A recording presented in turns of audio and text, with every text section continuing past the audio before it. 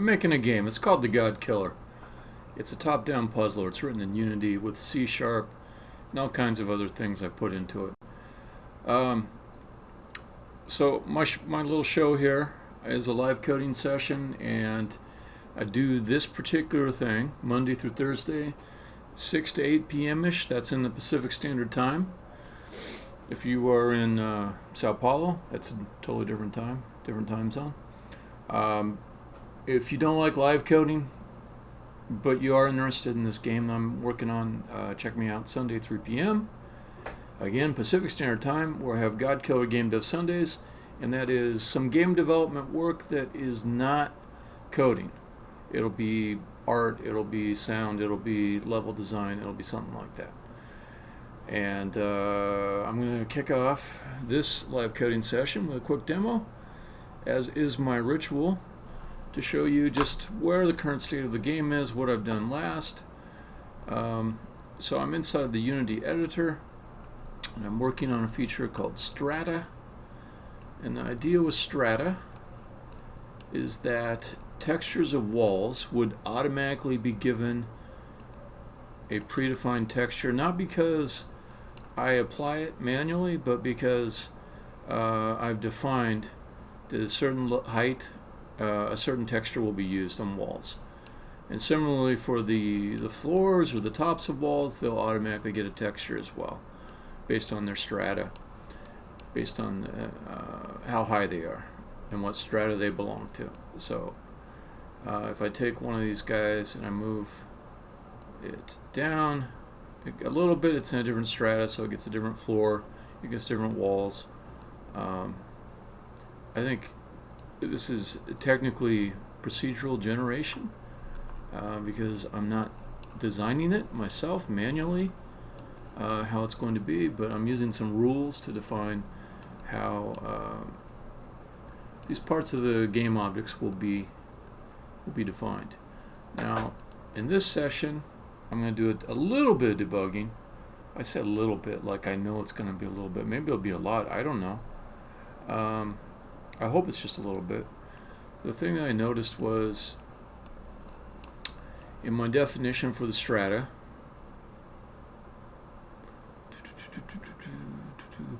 and by the way, somebody just joining is like, oh, big deal, there's like some walls and they've got different textures. There's a whole bunch of other stuff I got too. I just don't have time to like demo the whole freaking game to you every time I start one of these sessions. So I'm just demoing the latest thing that there is.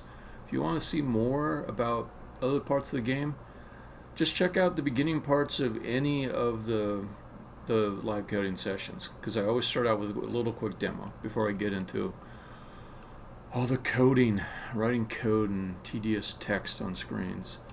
It's not immediately interesting to anyone that's not a programmer. Okay, what was I talking about? Oh yeah, editor.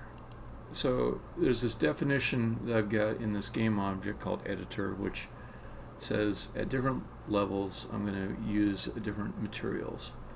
And this encoding system I've got here says that starting at height 0, the first 3 heights, I should have better terminology, but that's all I'll use for now, make up the first strata, and that strata will be given wall thick A material. Capital A means wall thick A material.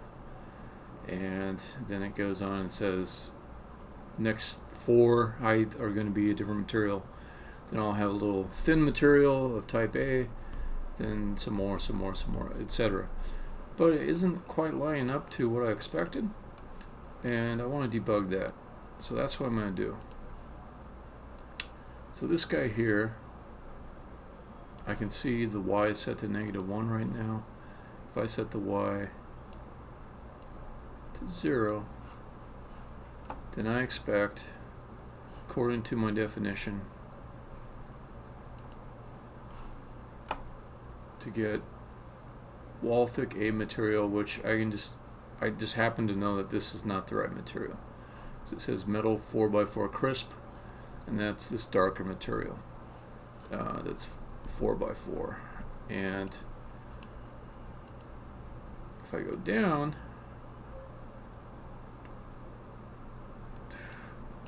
Then this is where it's starting. It's starting at -4. And I was wanting this dark material here to start at 0. So it's like off by 4. 1, 2, 3, 4. Whoop. Maybe it's off by 3. Yeah, I think it's off by 3.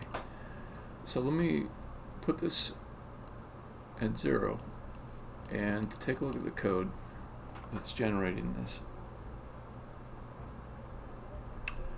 Oh, I should bring up the little chat window thing. There we go.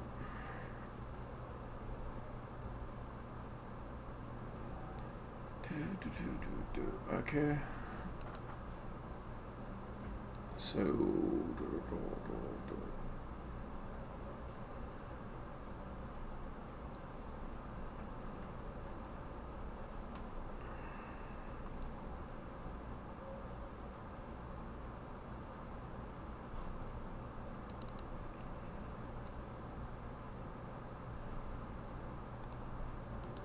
I'm just thinking about the best place to put my breakpoint.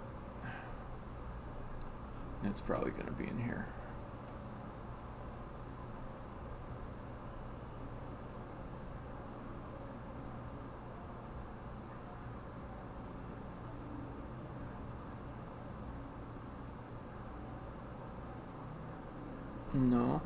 No, well, let's see. Apply wall thread. I'll take it back. It's probably going to be right here. Alright, start debugging.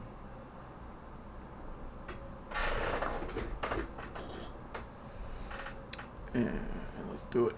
Oh, it's already going. That's because I have like all of these objects automatically calculating. So which one is this? How would I even know? How would I even know which object it is? Because there's a whole bunch of them in the scene. So let me take the other ones and turn off my automatic apply.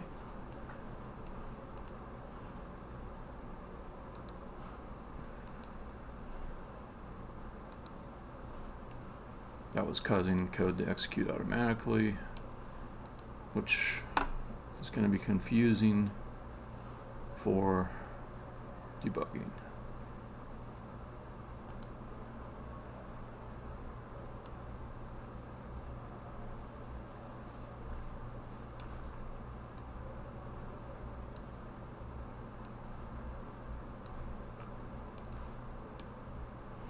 All right, get rid of that. I'll take this one off automatic too, and that way it'll just only run that code when I hit the apply button. Okay. Nice thing about editor code is I don't have to run it in Unity Player to get it to debug. Okay.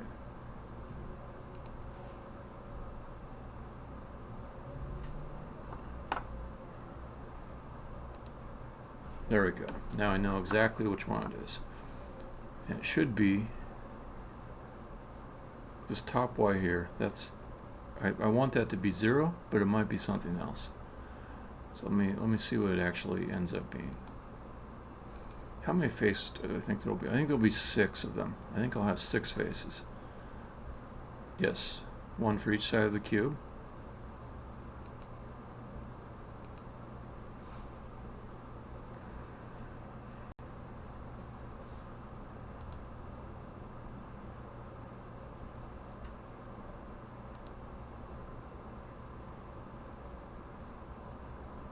Okay. So when I put the vertices in, it set them at 4, 4, 5. This is one of the sides. I would have thought maybe it would be 0 at the bottom, 1 at the top. So I've got some other code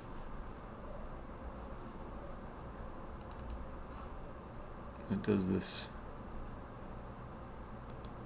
calculation, and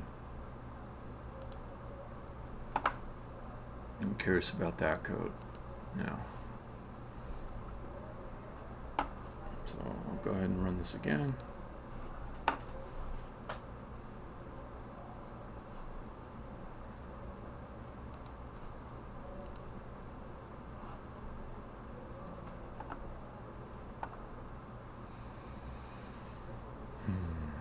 So from vertex,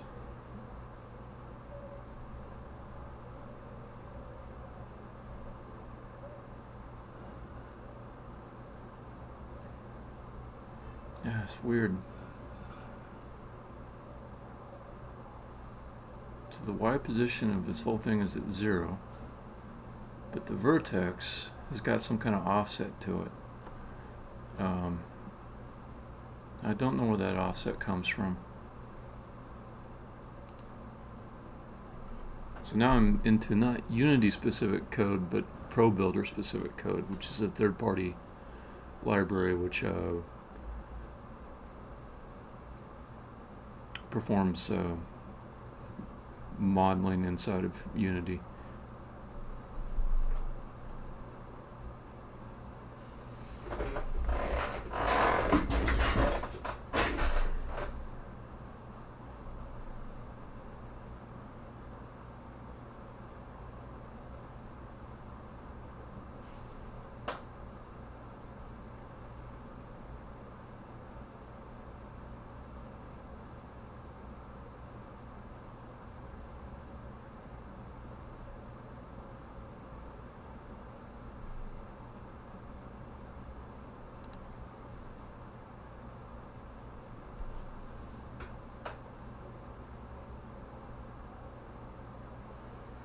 So yeah, I look through here and I see all these vertices for this object, and ProBuilder has them all at 4 and 5, 4 and 5.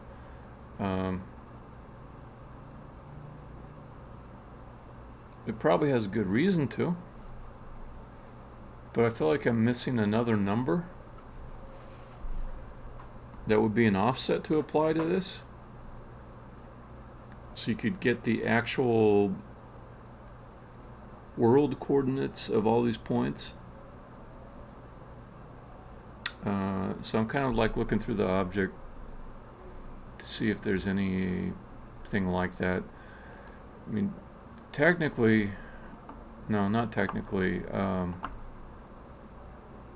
Philosophically, this is a bad idea for me to be just like looking through object members to figure out like what value one of these might have that would be good to apply as an offset. But the docs that I've got, that I've seen, are already out of date. They seem to apply to like an older version of ProBuilder. So I'm at least looking for some kind of hint about like what the correct thing to use is within the code. And then I might try to verify it with docs if I actually see something that looks promising. So far, I'm not seeing anything.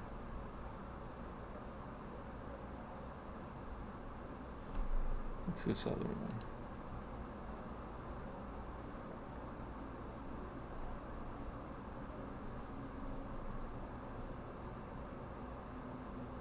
That looks like maybe an instance to the same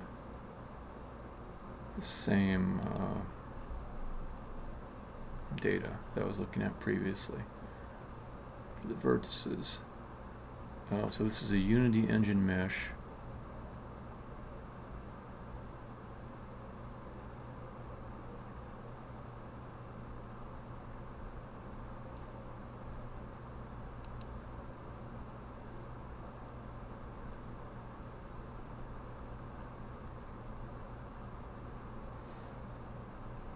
So one thing is, I know there's some kind of function that will give me the mesh.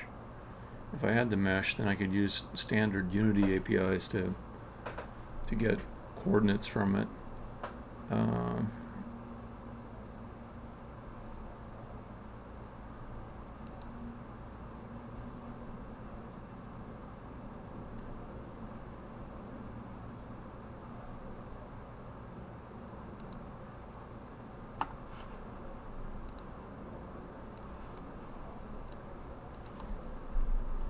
Let's ask the internet.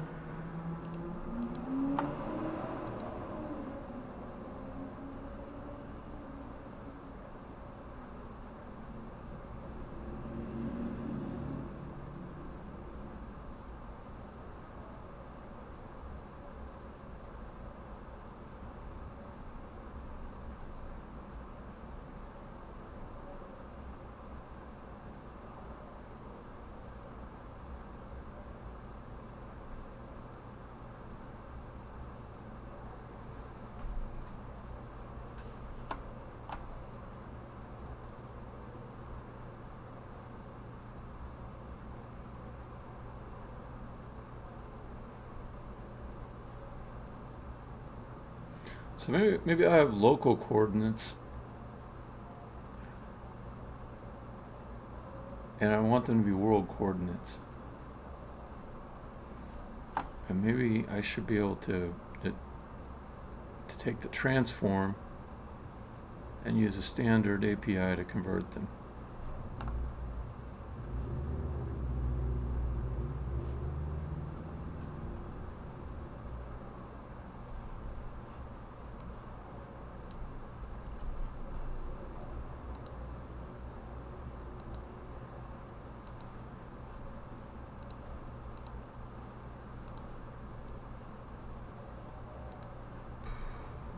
Okay, so in this case, the transform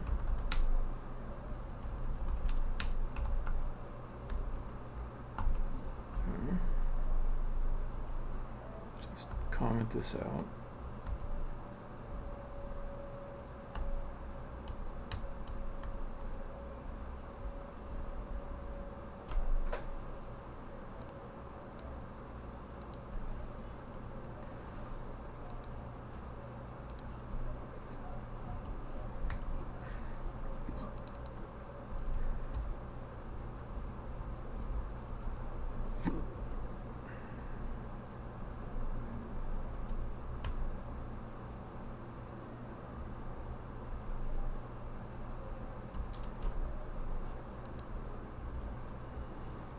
Wouldn't that be cool if this just worked?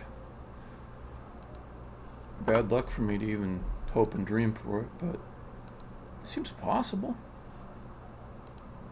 Seems like it might work. Call me naive.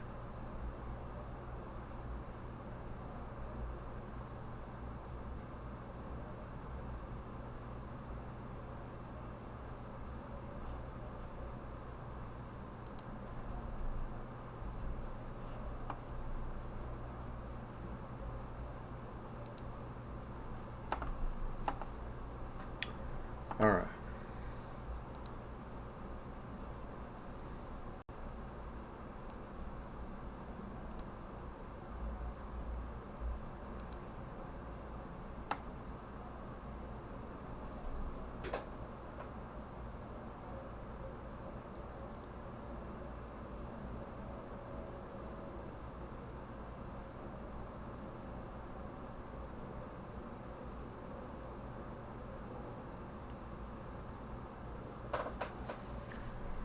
I'm kind of confused.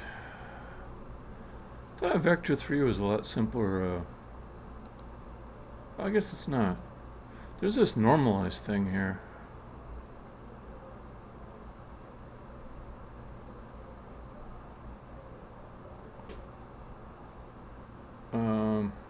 That might just be the normal though. Let's do a few more. I'm sure it's going to be some Unity 101 kind of solution. There, I'll just keep going, keep going, keep going. It's only six faces.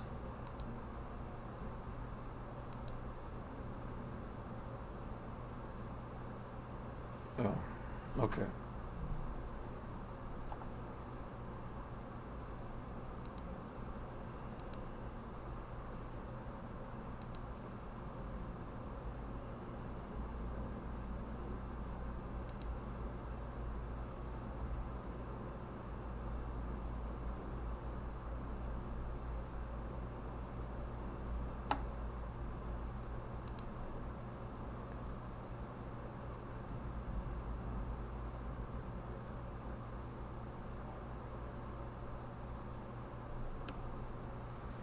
Hmm.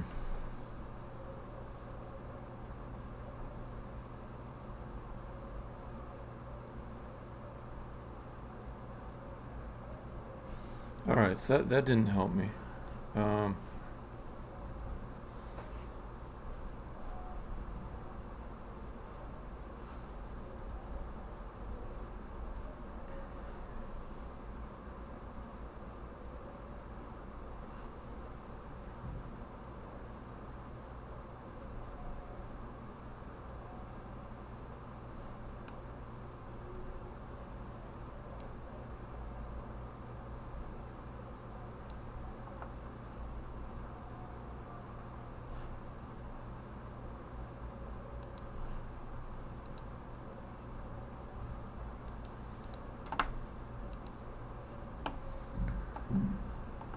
I'm reading to learn about stuff.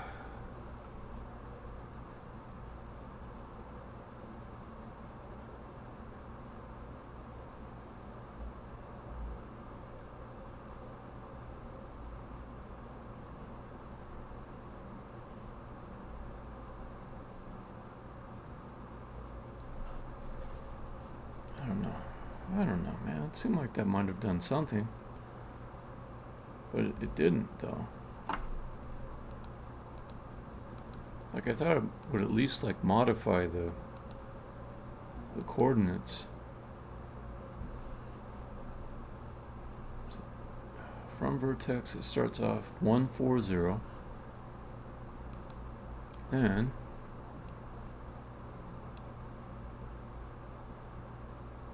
oh, wait a minute. It did actually change it quite a bit. 26, 4, negative 39. It just didn't change the one coordinate that I cared about, which was y.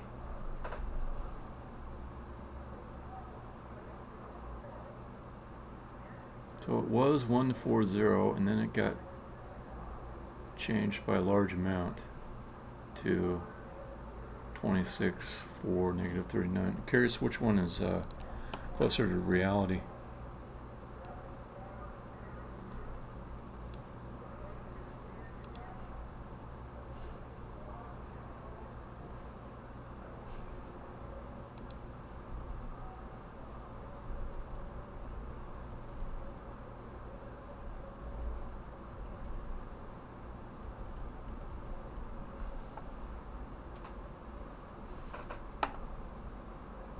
Okay.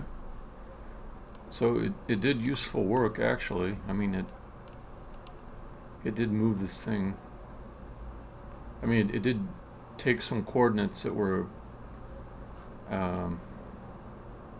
quite a bit different from where they should be, and it moved it closer to where I would have expected it to be, but still the y of this object, instead of being like 1, which would be like the top of this, is at 4.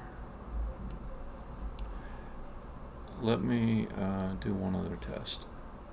Build a cube. Okay. Now I'm getting somewhere. This cube, which hasn't had a chance to be messed up in some way, is at y equals 4, which is what this came to. So I may have the correct code.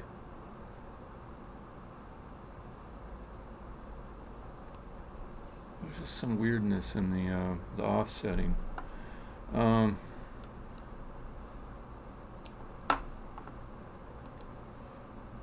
curious if I had that same wall decorator script. No, not a new script. And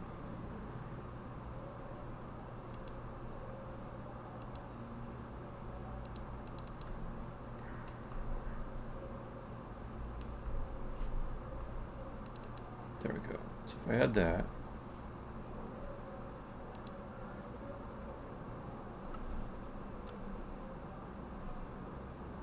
to 4.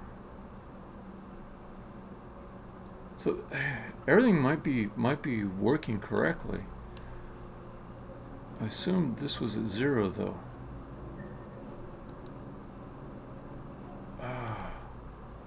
It's so hard for me to just know for sure that something is at 0 or at 4. I used to just create these blocks just so I could know if something was in the right spot. So if I go down 2, 1, 0.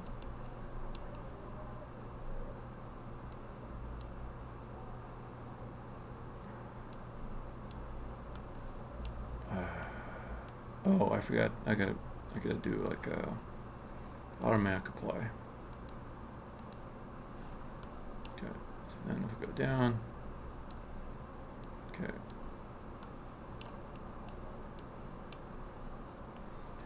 Okay, I think I'm starting to get it. I'm starting to get it.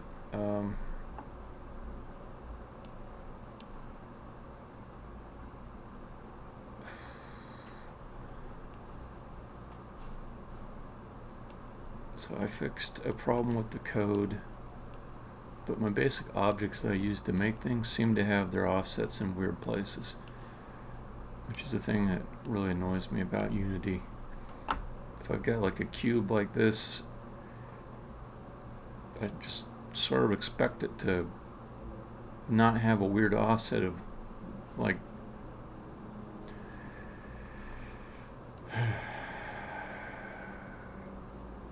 25, 0, negative 39. I have no idea where things are.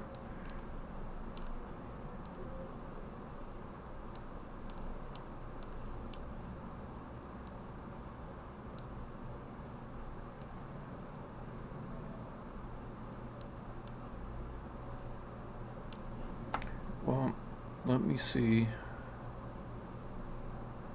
what happens when I pull out an existing wall and move it here, because this is like the prefab I actually end up using.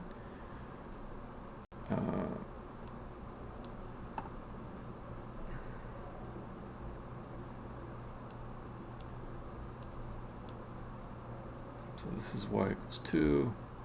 This is y equals 2. 2, 1, 0. 1, 0. Okay.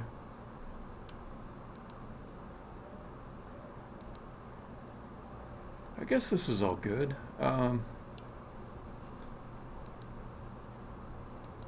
This thing here is confusing me because it's saying it's at y equals 0, but I'll just get rid of that.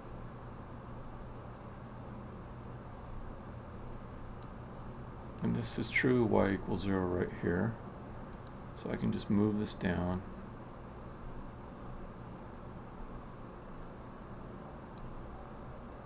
But okay, I know what I was doing, right? So I didn't want this floor to be truly at y equals 0. I want it to be up a little bit so that 0 would be reserved for like a you've dropped too far kind of space. Alright, but that's okay. This is just a experimentation with the strata level.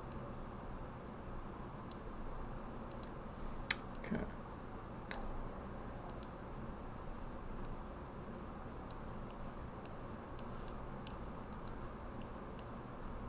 If we take this,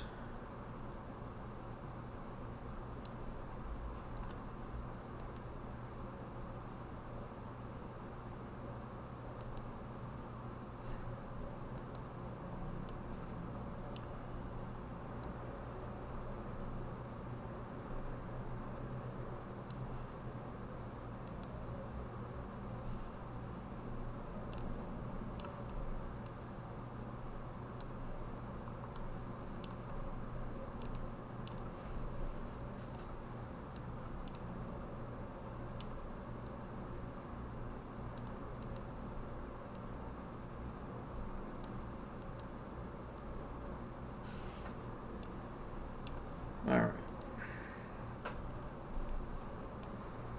That's all fine.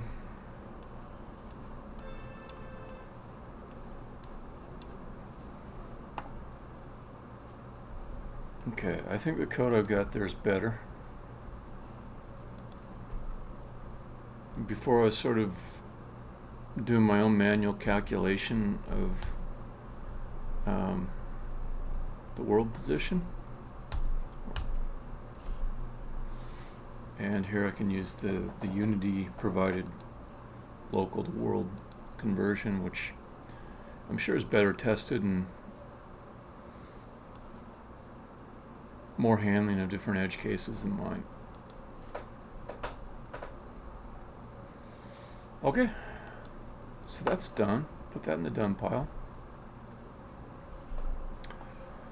Question is, what do I want to tackle next? I was thinking about two different things. One is I could work on the texture some more. It's kind of an artistic task. I mean, it is an artistic task. It's not a coding task at all. I could mess with these textures to see if I could get some ones I like better. That's one thing I could do. The other thing I was looking at doing was creating a kind of framework for adding mesh-based decorations to the world. And that just sounds more exciting to me right now, so I'm gonna go forward with that. Not really in an art mode right now. I'm in a code mode. Let's keep it coding. Alright, but I am at a place where I've made many changes, and most of them were good. So let's kind of save that by doing a git commit.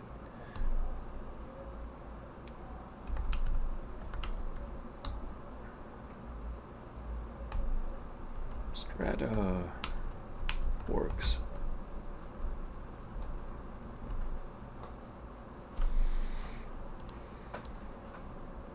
So first I made some code that would look at the edges of floors and think about what decorations should apply to them. And then I had this epiphany that I should think bigger and just make a general purpose algorithm for adding in any kind of mesh decoration. And the algorithm would take a number of different things as inputs. There's going to be some basic information about this world here. And it would look through it in a number of passes, and I would define a rule for each kind of pass I wanted to make. So I might make a rule that all it does is discover corners and add decoration around corners. So it scans through the entire world, looks for a corner. Wherever it finds a corner, it adds some kind of procedurally generated decoration. Procedurally generated decoration. But anyways, so it kind of tries to make the most ambitious decorations first, and then it goes down the rule set and continues to scan the level for decoration opportunities, but kind of does the more humdrum work towards the bottom of the rule set. And then at the end, after all the plans for decoration are resolved, I kind of skipped past one part. First it makes all the plans for decoration, then it actually performs the decoration. So it's like a party planner walks into a room, they have all kinds of supplies they can use to start decorating. They've got streamers, they've got paint, but first they just look over the whole room and they make some little notes to themselves. You know, I'm going to put the streamers up over here, I'm going to put the ice statue over there in the corner, and they make all their plans first and then they execute. And I think that algorithm I've got in mind would basically do anything, and it would make beautiful things inside of the level with flair with and speed. Well, speed compared to manually designing all these things. So I think that's what I'm going to do now. I'm going to put the first parts of that together.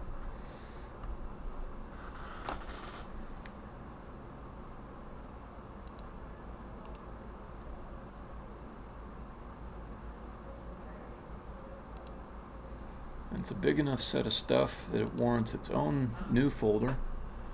I'll call it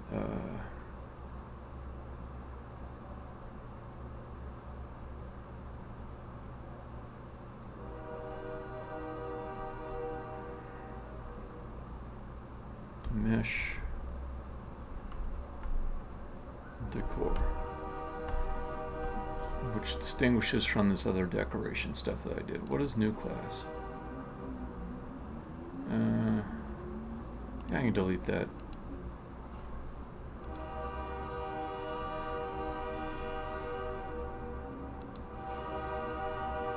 Actually, I don't want this to be named like that.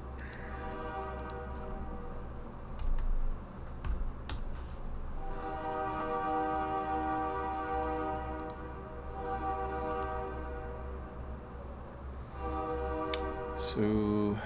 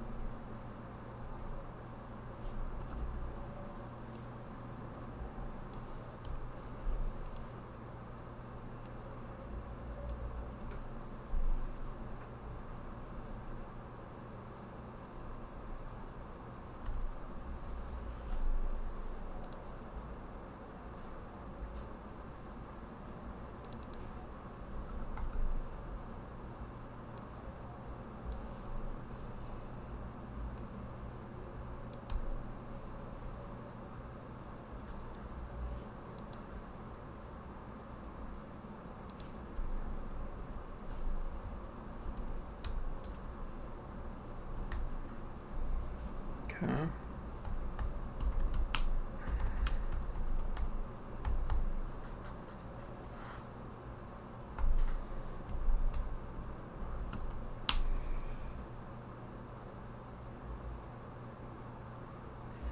So I'm reusing these pieces, not because they're the same type of thing as the pieces in the main game, but because this is all editor only code, this is not game code, but because there's another structure called board, which it's pretty convenient. It does everything I need it to. and maybe more than I needed to. But I just want to reuse it, and an easy way to reuse it is to have this thing which tracks the decoration that's going to go into a square be defined as a piece. So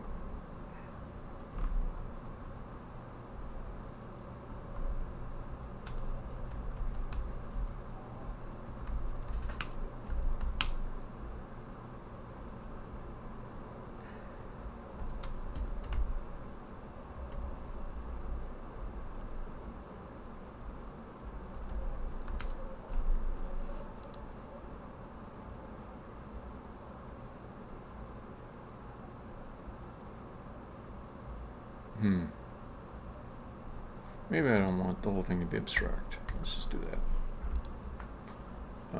Now what?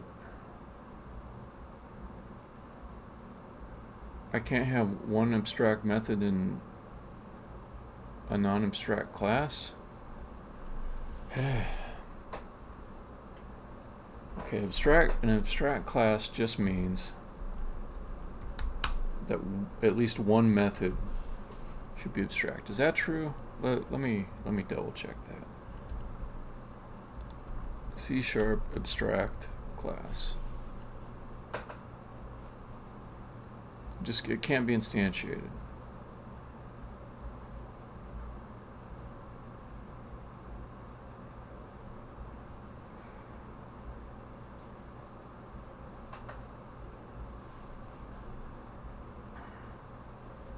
All right. So this is a case where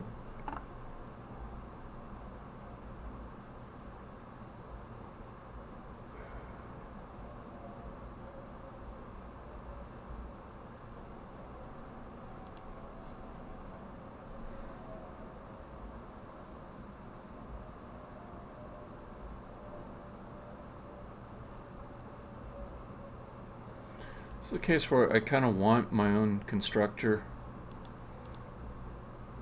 just so that I can make it a little bit easier to implement this.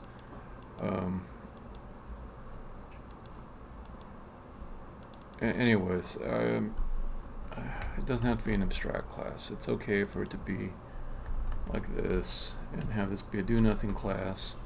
It's up to the class that derives to implement this, and if it doesn't, nothing will happen when it gets applied. So it's not like I'm introducing a big bug or a potential for a large bug here. This is fine. Okay, so let me just map out the stuff that I want there to be.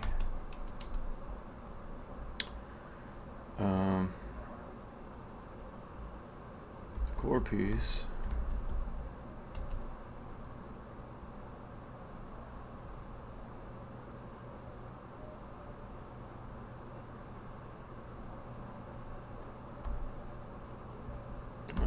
I'm not sure about the name here.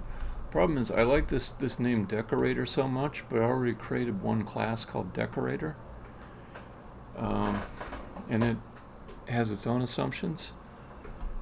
The assumptions it has are that this is dumb. I should take this part out.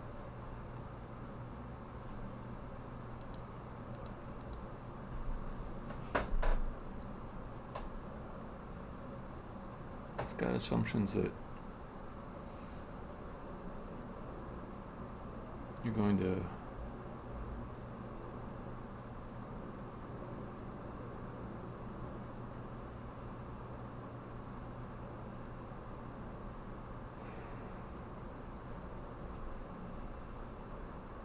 put some kind of object into the scene, and that object will be the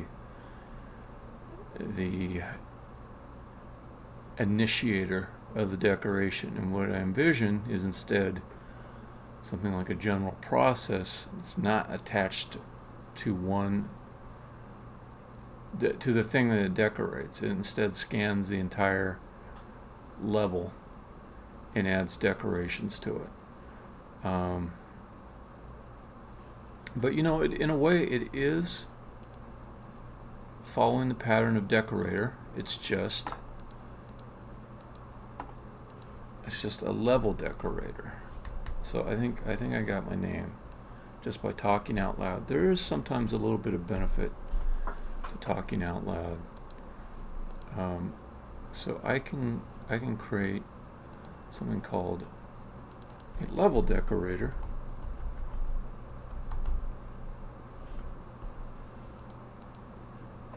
And that will be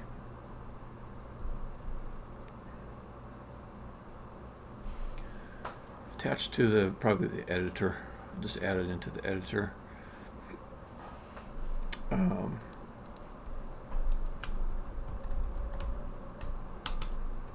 Apply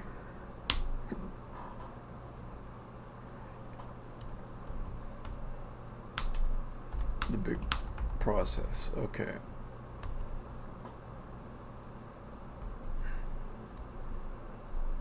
Well, let's see. It's for each. Oh, not hiccups again. My God.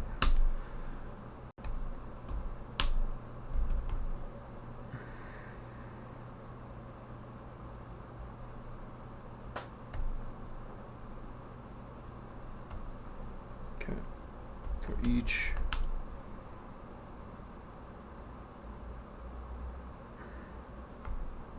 Level decor rule. I don't want to keep on saying level decor. Let's just call it decor rule.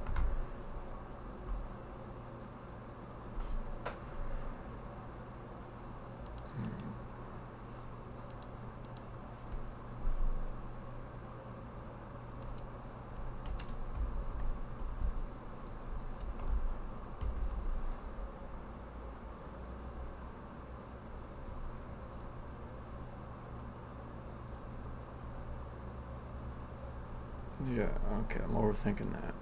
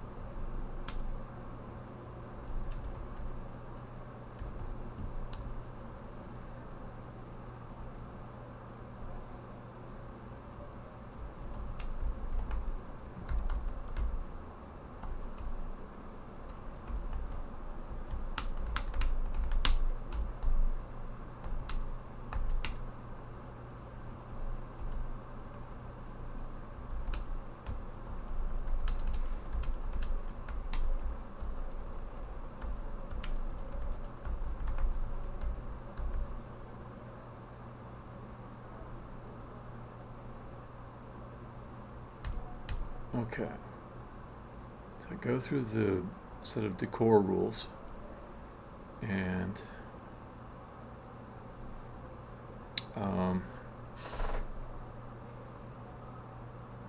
after I've gone through them all, that will leave the decoration board filled with O pieces that contain core pieces. So say for each square in the level, if it has a decor piece, then call decor piece apply.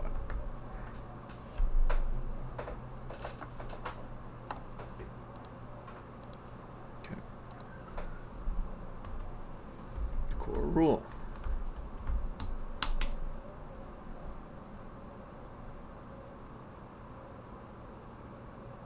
Has one method called fill,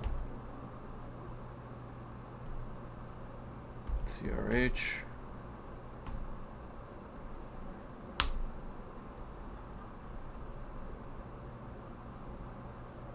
called chance, ref board,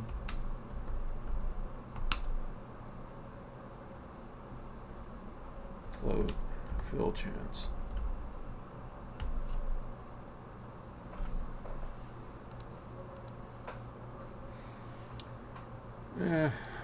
It doesn't always have to be a float. Okay.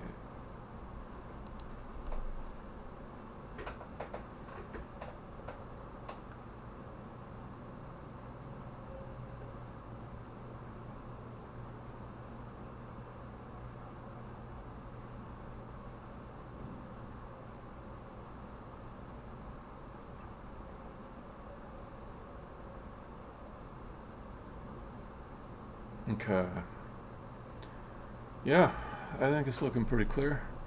Let's rename this again. Level decorator.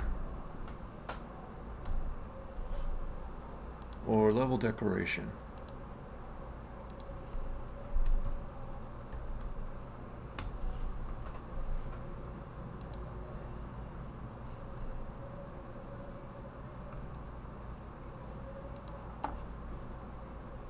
Okay. I'll just add in all my classes for what I just laid out.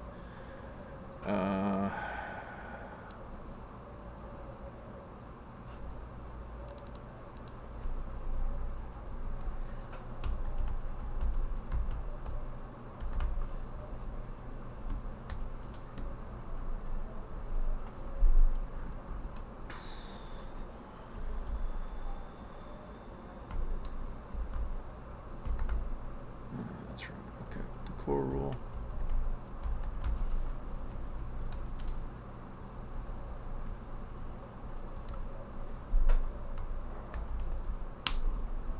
I think this could be static. I like static classes. Static classes keep me out of trouble.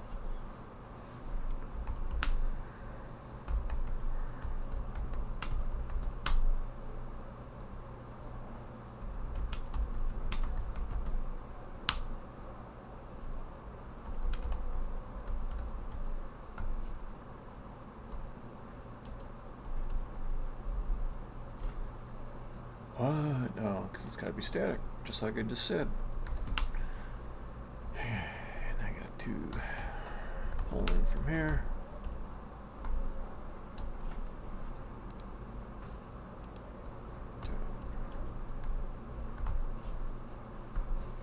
Oh, this should be abstract.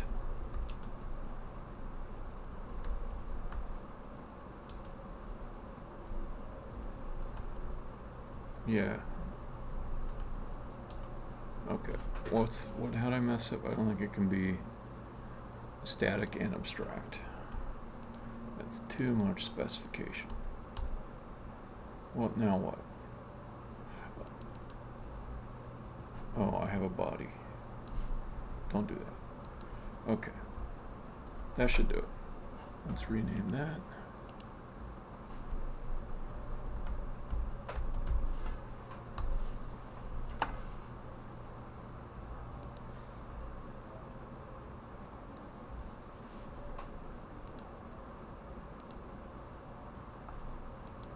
That's the fun one right there.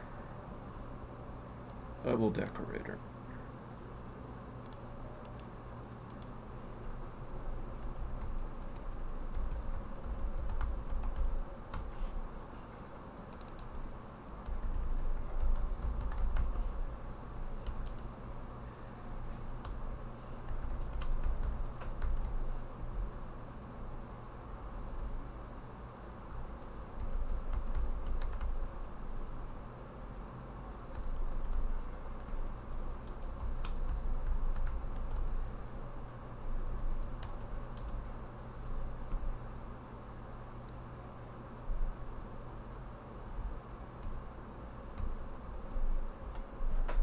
So then, oops, that's not quite right.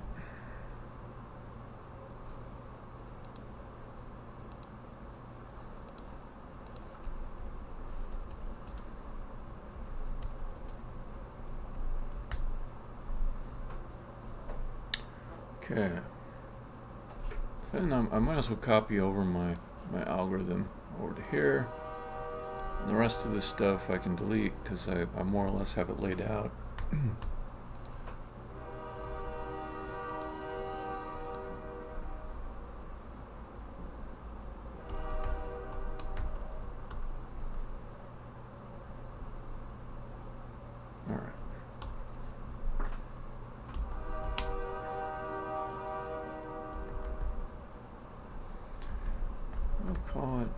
No, you know what? Just call it board.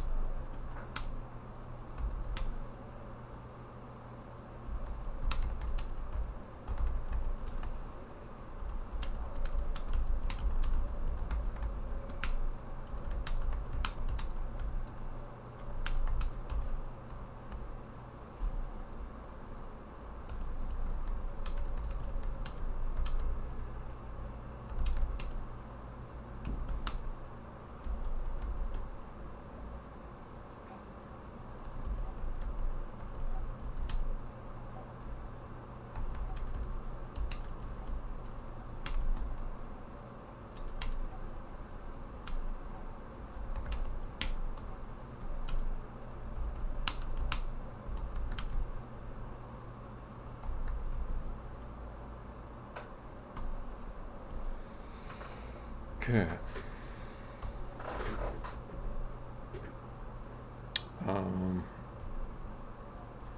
Let me think about the decor rules.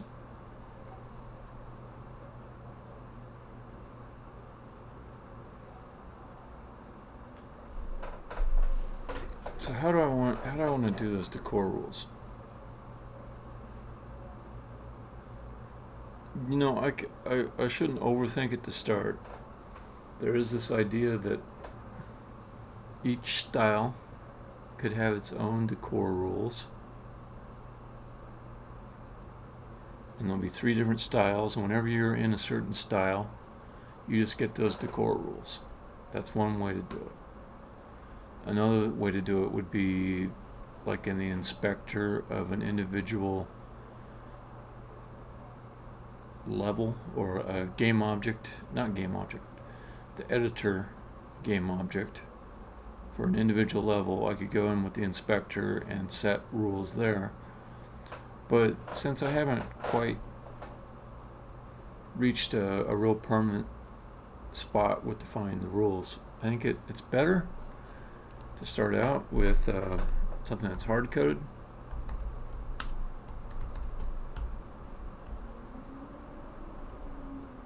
And maybe I'll come back and I'll do something more configurable or style-based.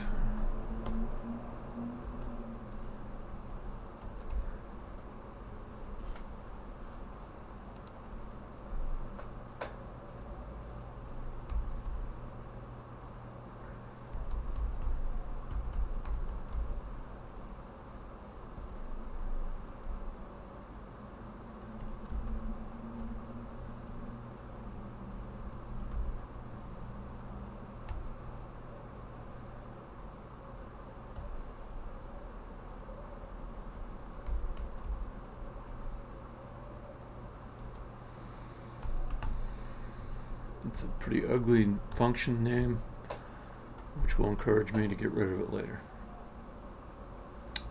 Okay, so I will need at least like one decor rule to start. Let's do one that will actually be useful. We'll call it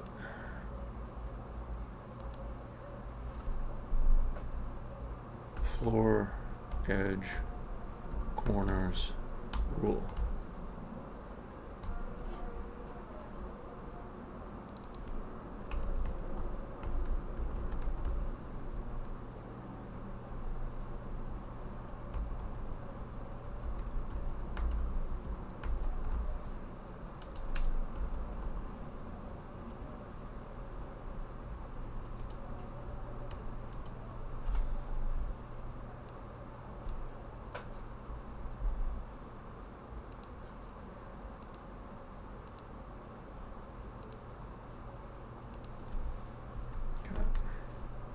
So I might as well just write the thing. won't be that hard. So in order for something to be a floor edge corner,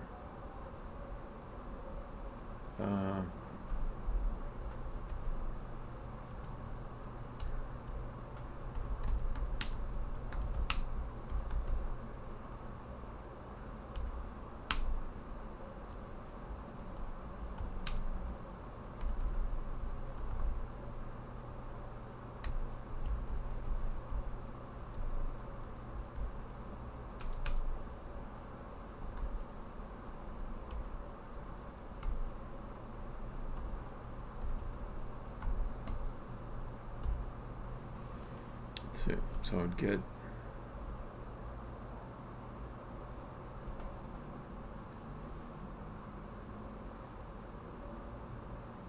basically it just needs to have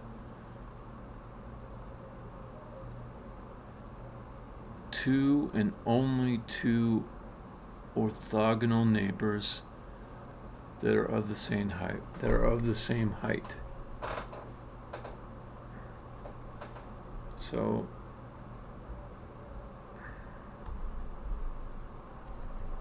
reach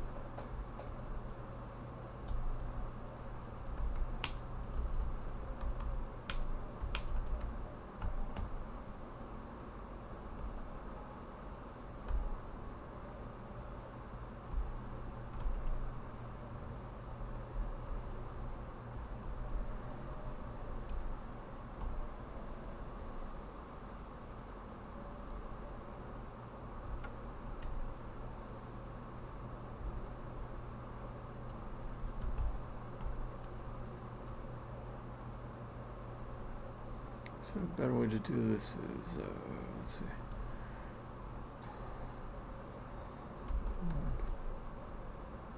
Heights.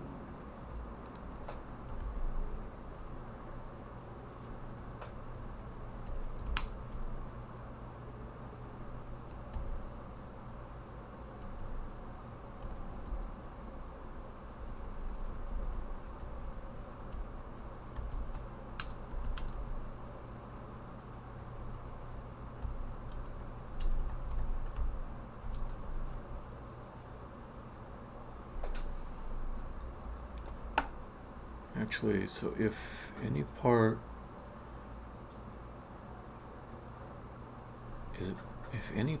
of the orthogonal check is out of bounds, is it still possible to have a corner?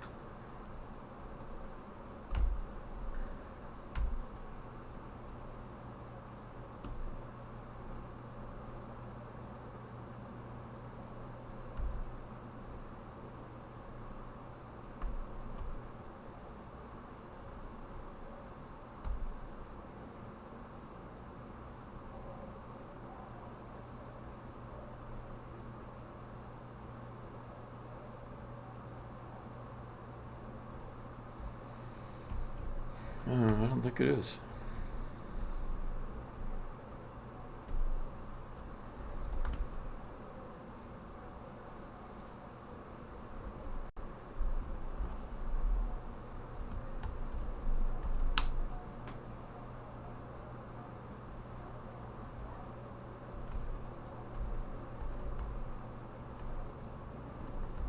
Edge neighbor count.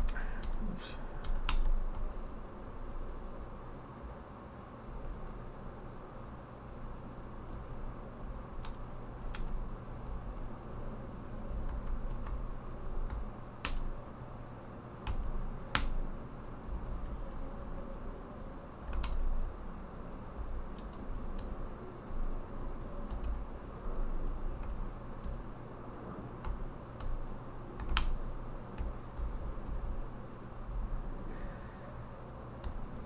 Okay, so if we go above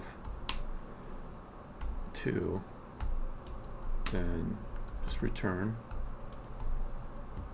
because that would mean it's impossible for this to be a corner. Okay, so if we get all the way done with our orthogonal checks, and there's any number other than 2, then we return. It's a corner. Excited. So here I would want to create the pieces, which would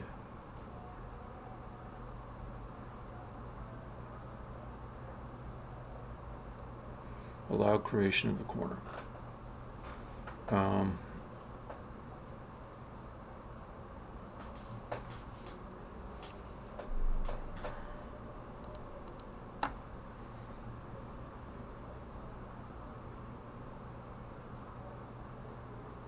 So here's my next bit of design is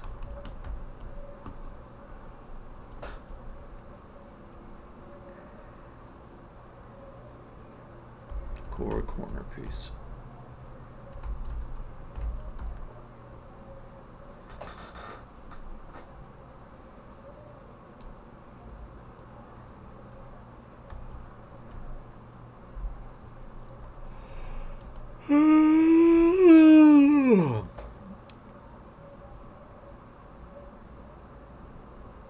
Or a corner decor piece.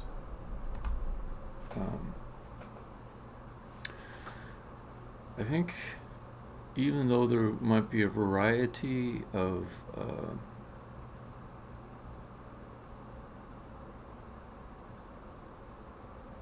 different kinds of meshes that are added depending on which square it's in and variations, that I want to use a single corner decor piece. Okay.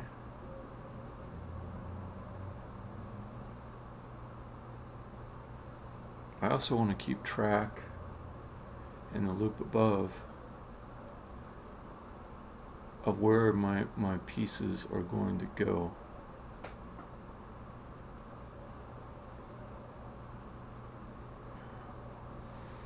So when I create a corner decor piece,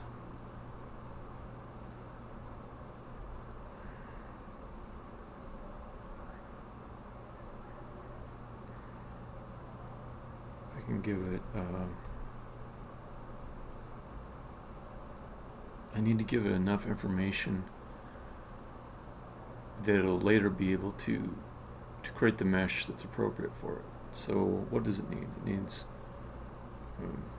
direction.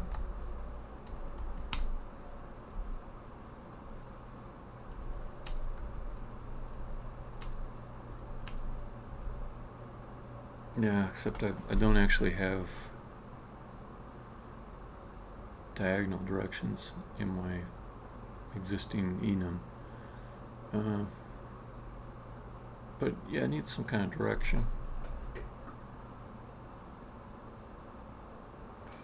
Maybe I should just give it a new enum for corner or mesh type. Enum mesh type equals, and then yeah, I could make this like a convention. I just create a mesh type that goes with the piece, and it'll be an enum that's specific to that type of piece. So I'll say I'm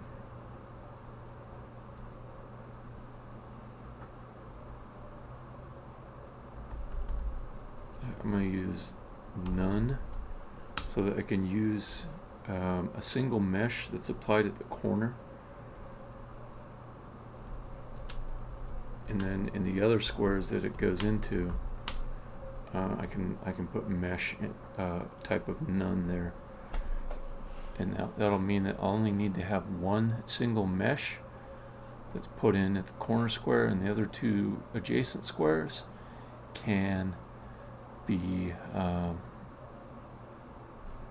empty of meshes, but logically they'll still have the corner decor piece there to prevent any other decor from being planned for that space.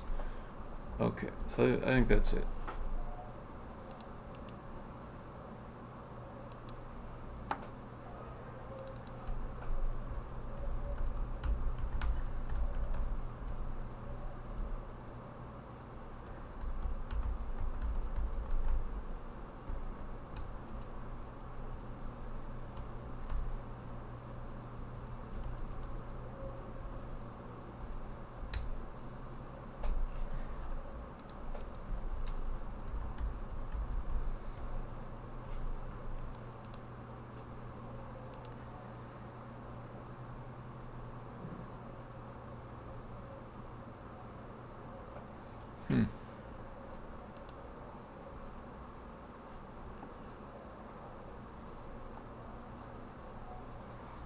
Okay.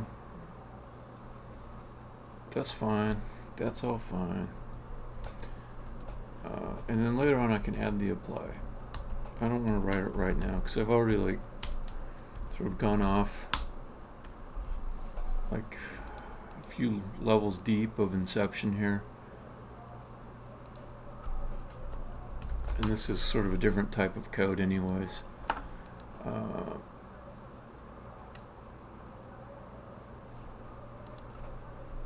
So let's leave that as a loose end to come back to.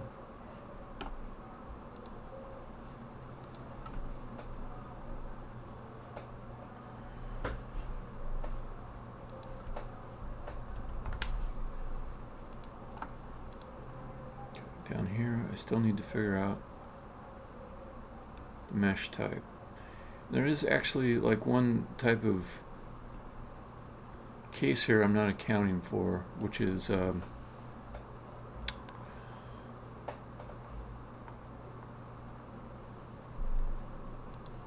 like if I've got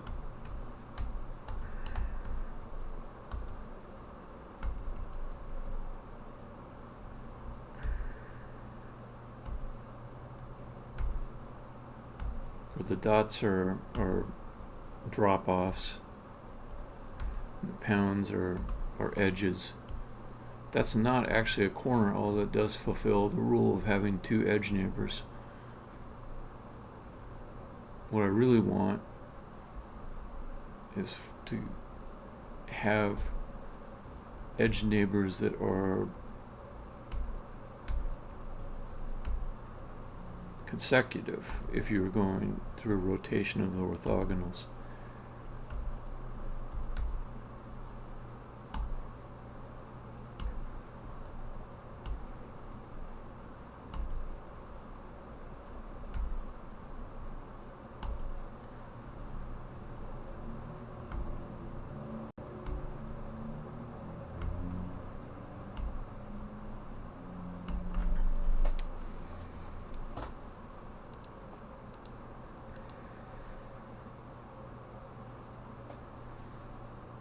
So, why don't I do this? Let's say tool is set for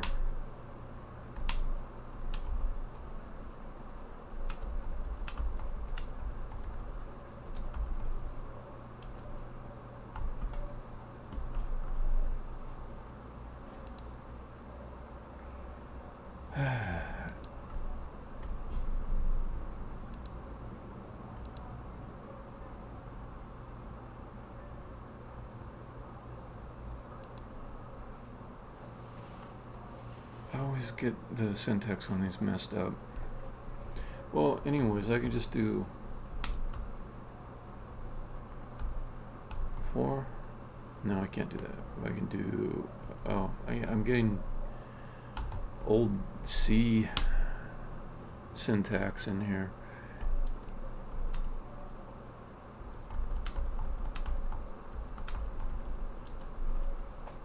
Okay.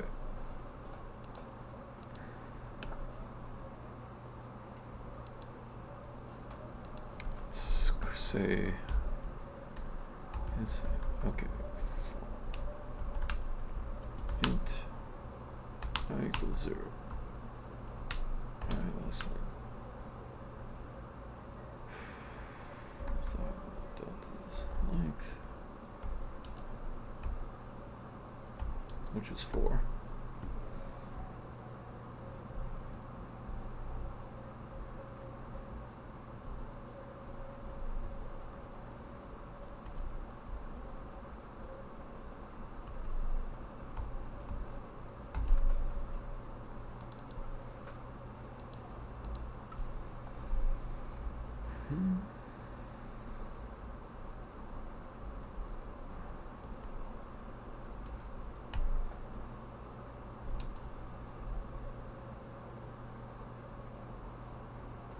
Ah, there is a case. There is a friggin' case where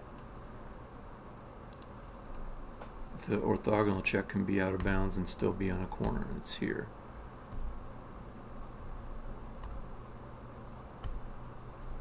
So if this was out of bounds off over here and under here, it would still be a corner. Okay. Good to know. Just change this to continue.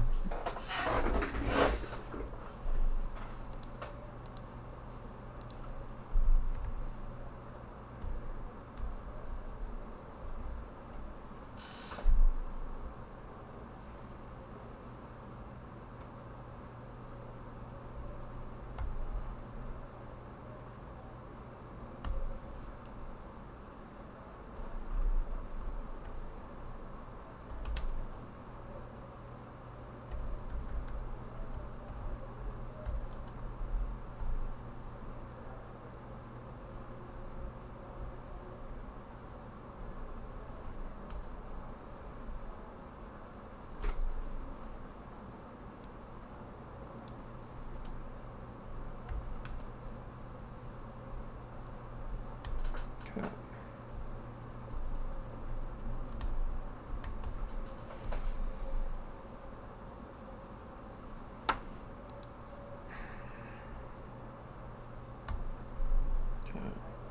So then to check.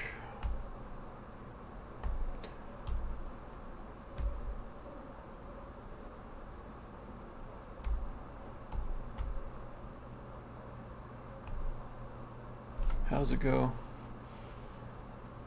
North, south, west, east.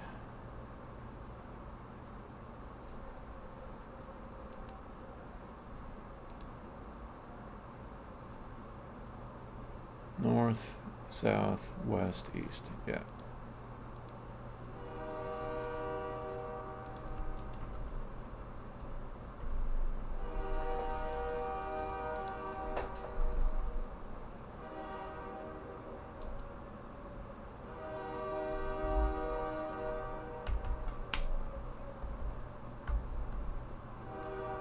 So going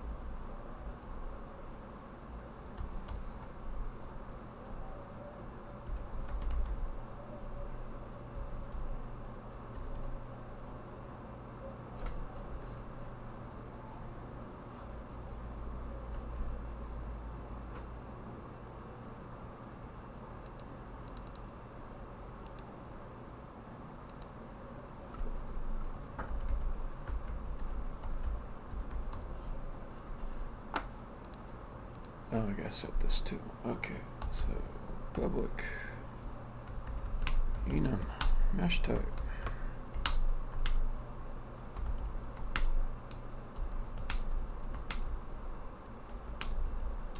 That should do it.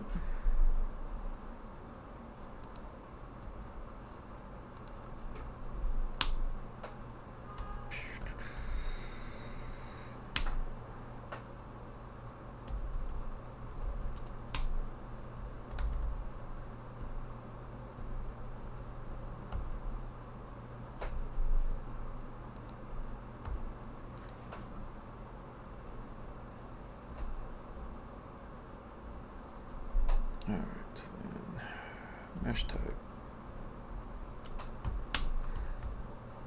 Yeah, there's a lot more logic here than I thought there would be. So 0, it won't be 1, it'll be either 2, oops. Yeah, I'm gonna mess these up unless I put some constants in. Static const north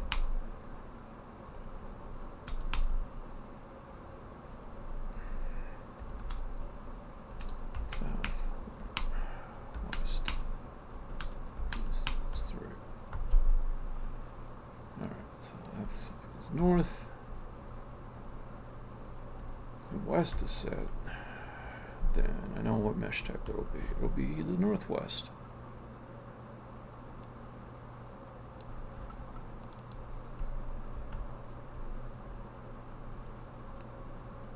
I'm certain of it.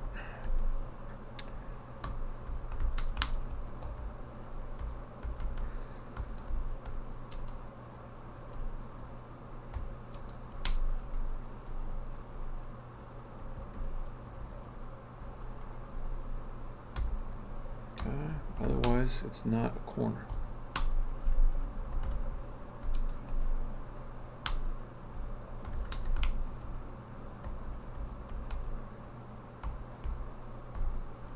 And I do southwest and southeast. Pretty similar logic.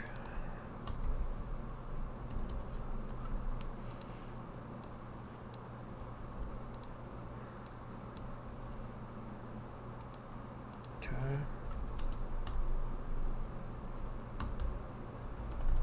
Otherwise it's west-east, and that's not a corner. Okay, it's a corner, so then I gotta instantiate my piece and add it to the board.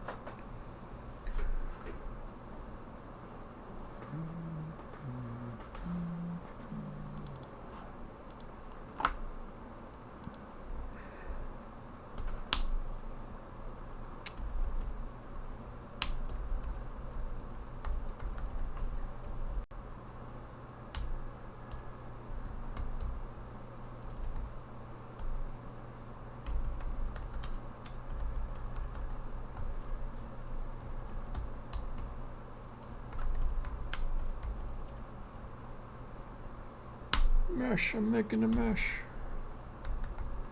Making a big mesh. Okay.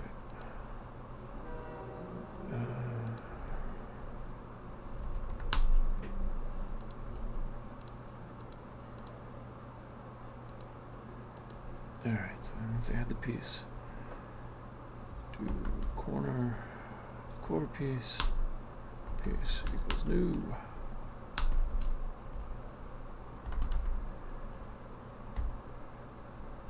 Okay, and that will go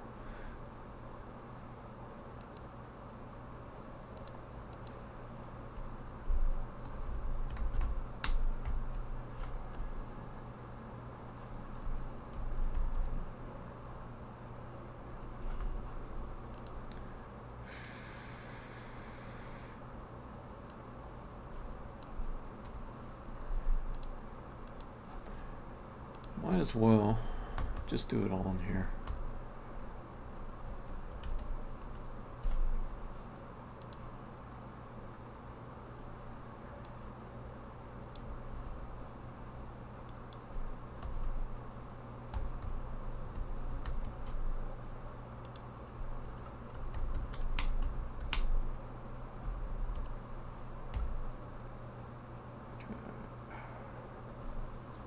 It's going to be, if it's northwest, then it's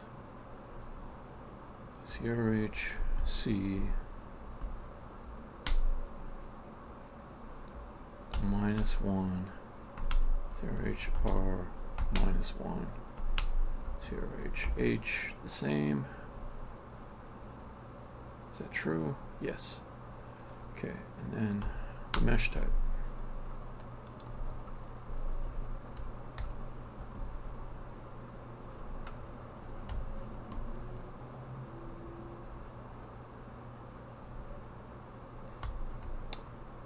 Do I need to do that? I think I can just add it.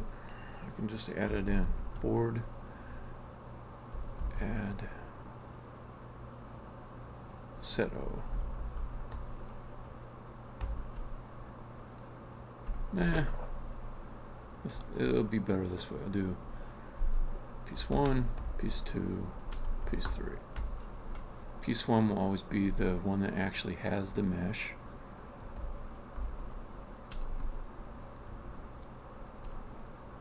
Piece 2 and piece 3 will be, they're really just to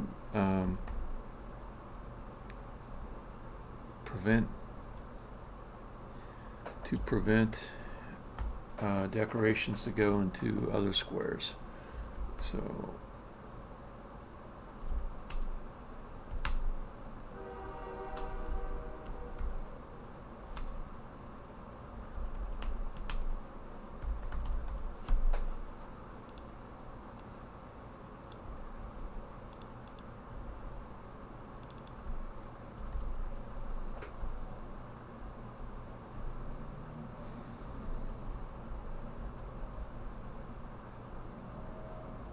you know, I could just make a piece that is only for that purpose. That might be nicer.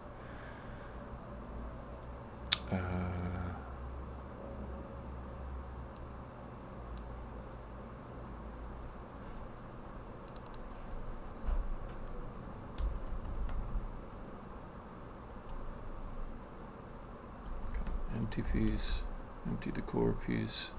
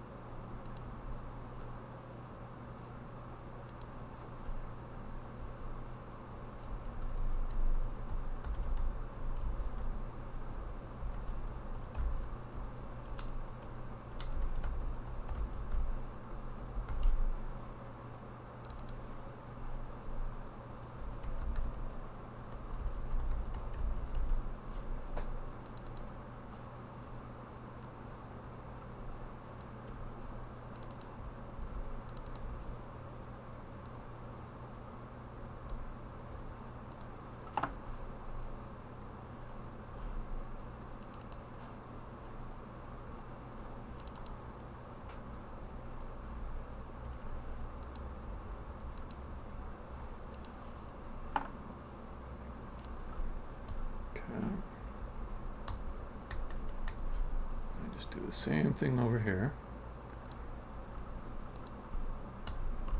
but for the northeast piece, it's going to be a little bit different, but not much. Oh, and this needs to go like that.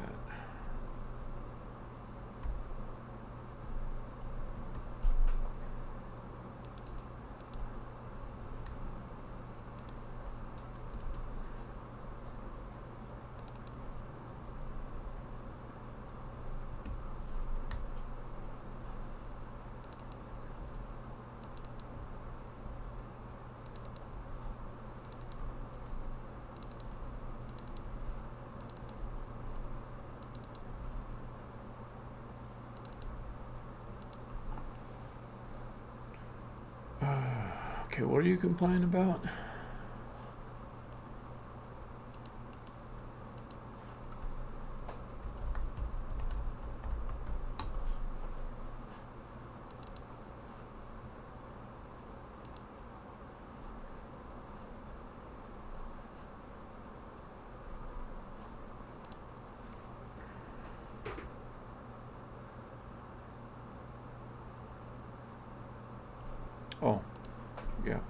Makes sense.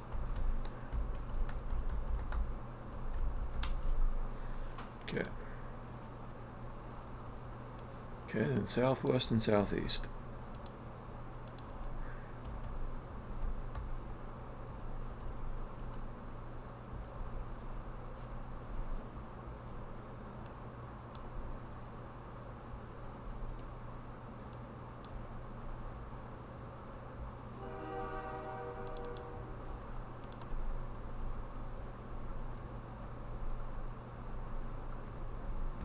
There's a lot of work to this stuff.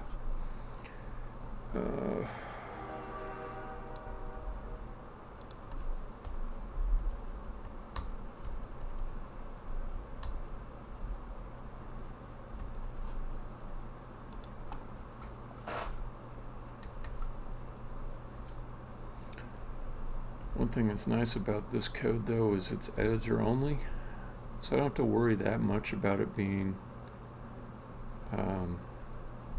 extra performant.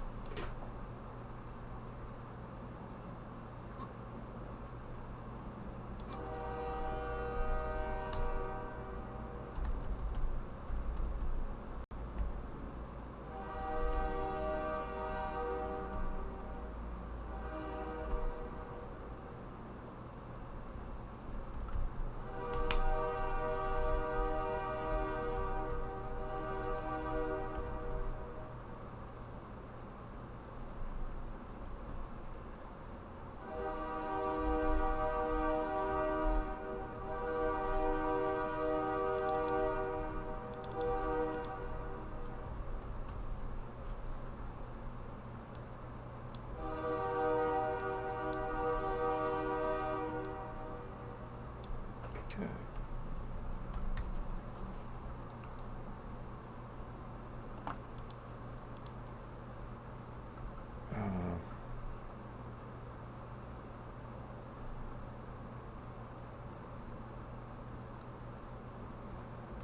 Okay, so then there's this thing with fill chance.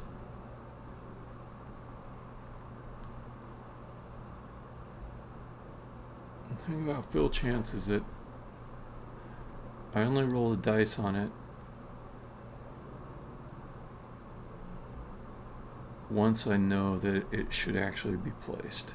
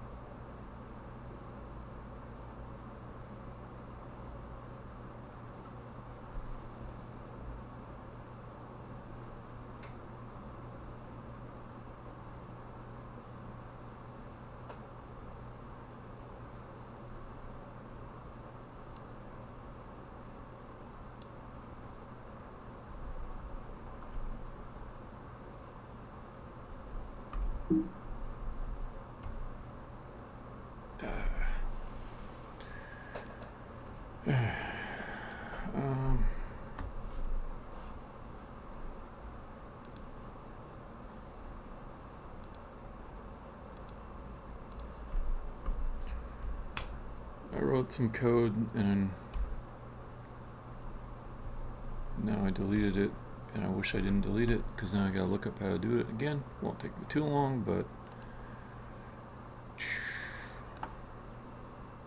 okay, got it.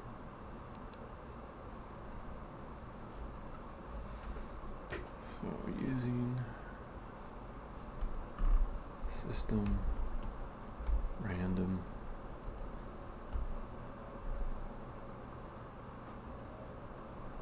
seed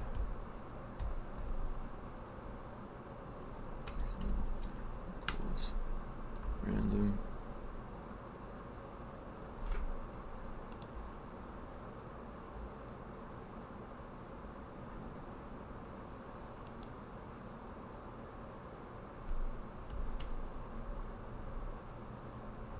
okay, and seed will be based on CRH. So I want to have repeatable randomness.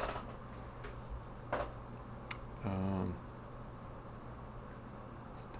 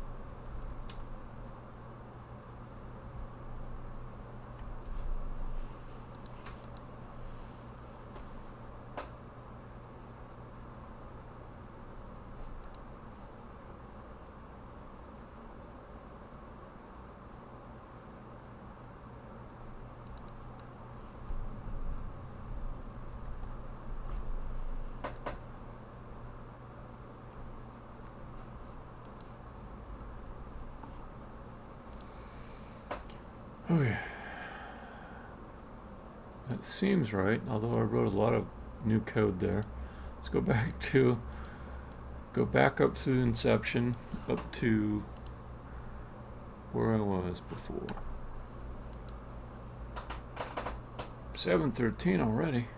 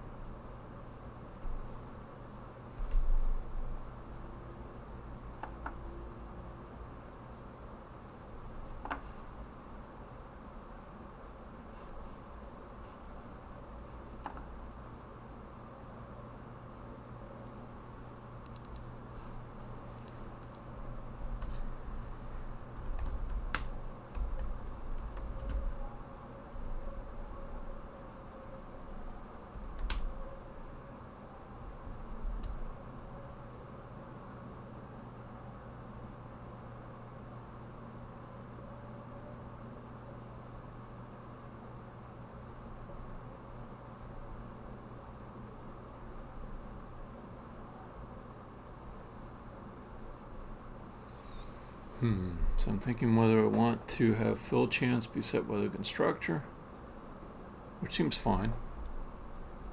Yeah, I'm almost positive that's what I want. Okay, so let's do that. Public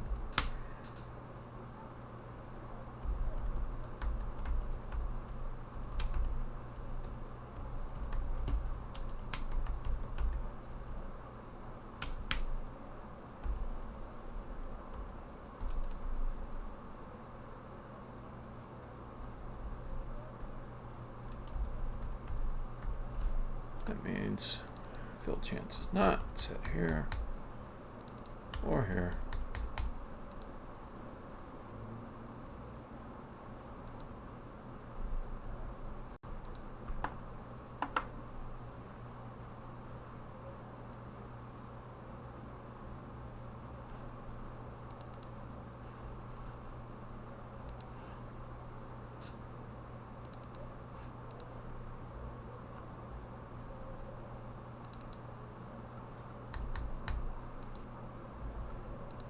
That's a little simpler.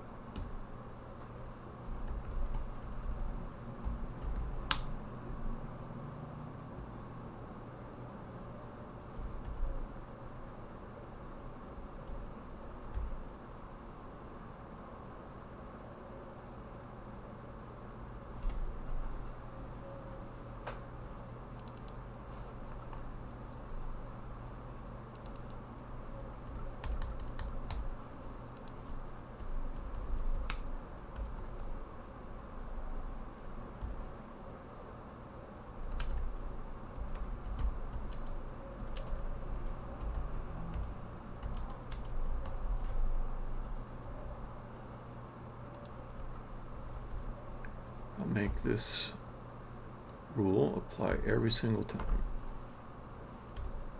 Turn rules. Whenever it finds a match, it will fill in a corner. Okay, so then let's get the rules.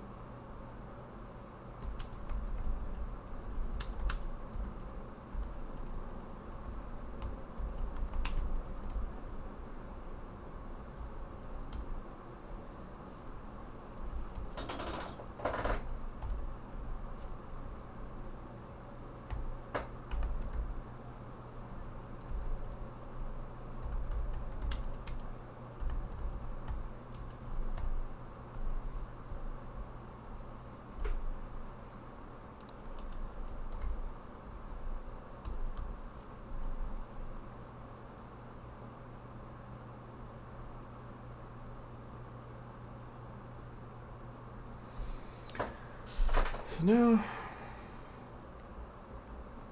kind of wondering what's a good way, since I'm going to have to make this loop a whole bunch of times to iterate through every square in the level.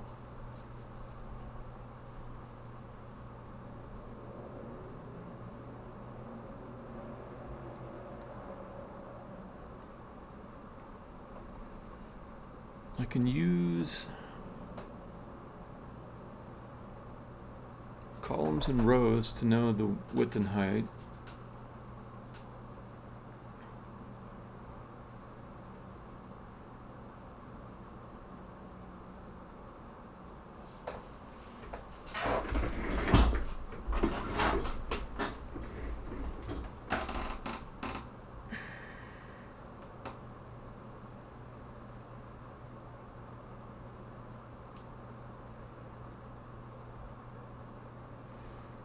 You know,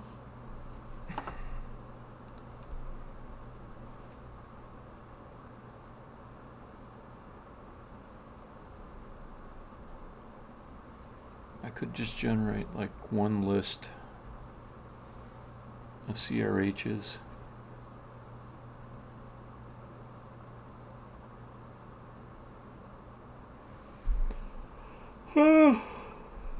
That's probably why I didn't do it.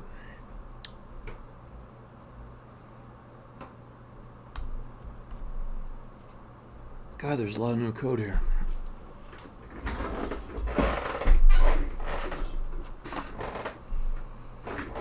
There's no easy hello world to this procedural level decoration stuff. But that's fine. So I can do private CRH squares.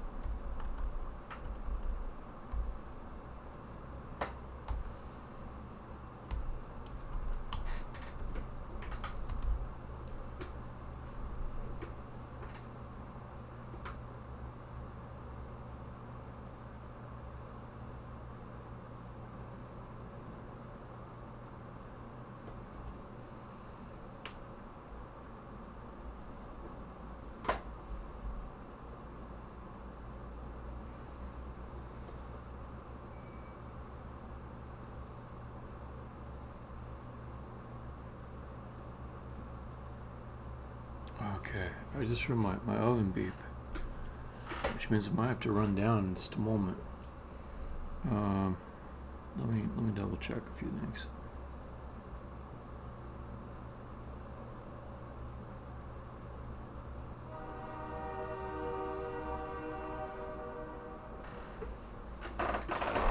It's delicious corned beef.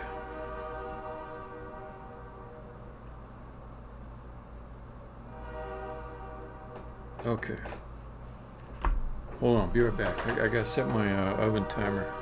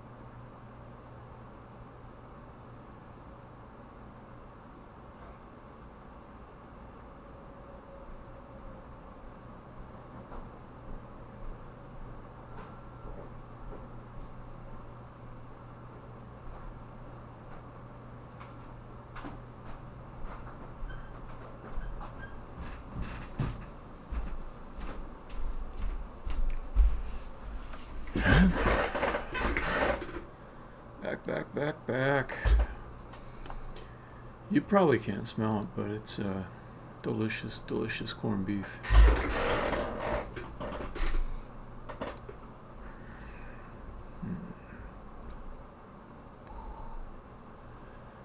Okay. So I'm thinking I generate all the CRHs at one time. The easy part is column and row. The harder part is the height.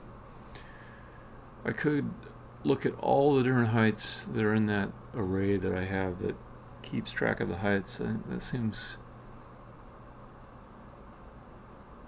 incorrect. So I have some values that are passed to the depth scanner, and I feel like I should reuse those. They're the Minimum and maximum heights.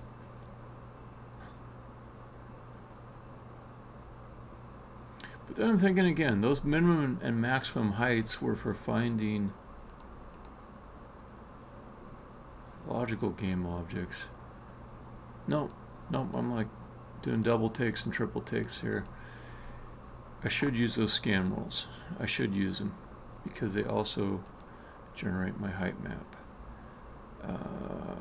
Okay, so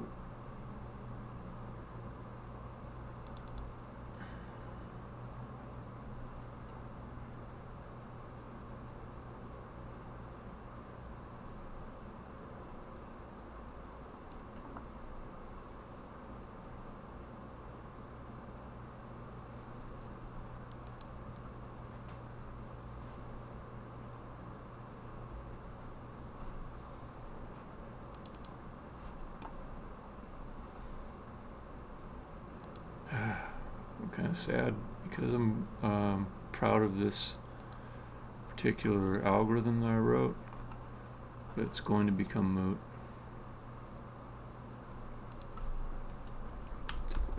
Keep this. I already kind of know I should delete it. I do have the commit already made.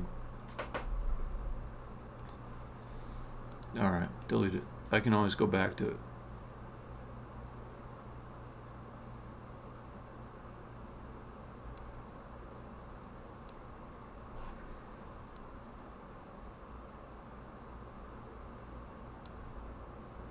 Okay. Rail decorator.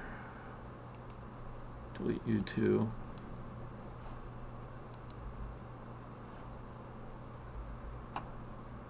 Okay. Always better to have code that you're not actually using be deleted. Okay, so then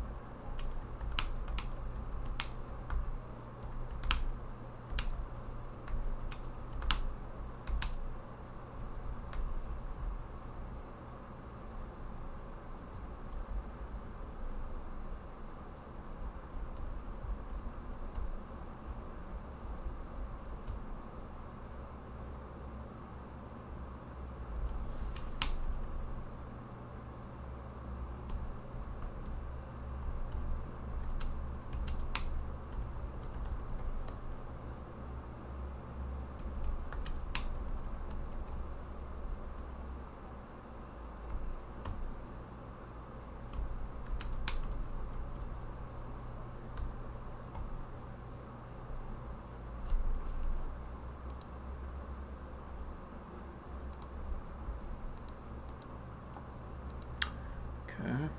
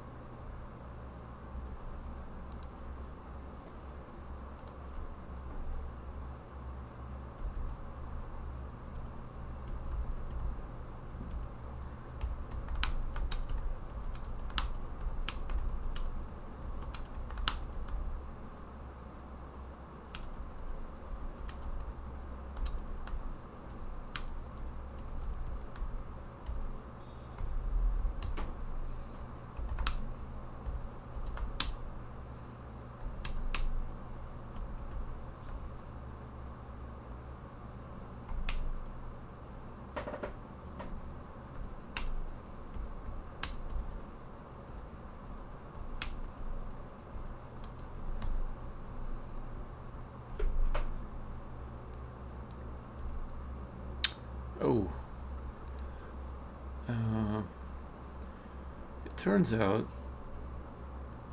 that H and Y are equal, so that's fine.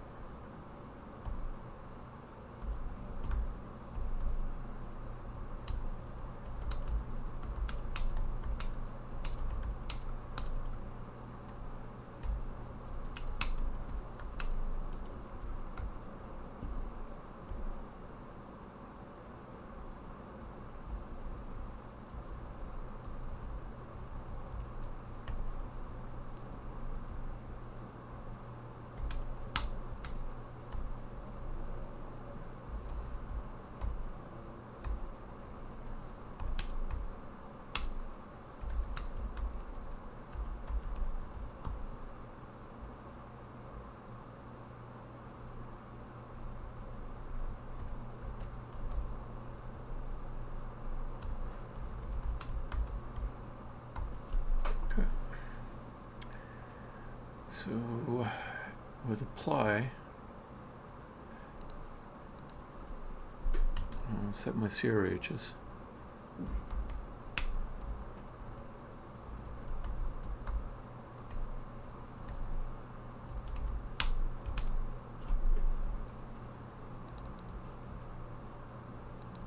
Man, this is a lot of code.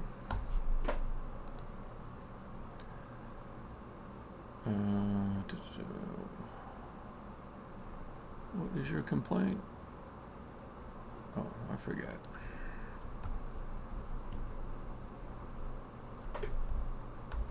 For each of these, every square in the level.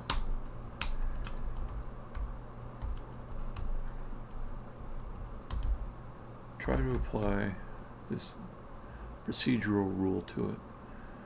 Fill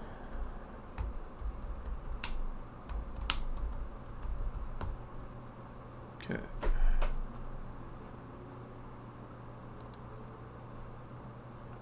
And that's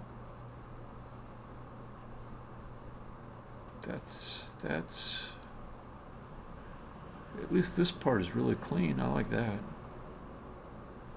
Okay, so I got the decoration board. Okay, there's another thing. If something's already in this square, I don't want to add any other kind of decoration to it.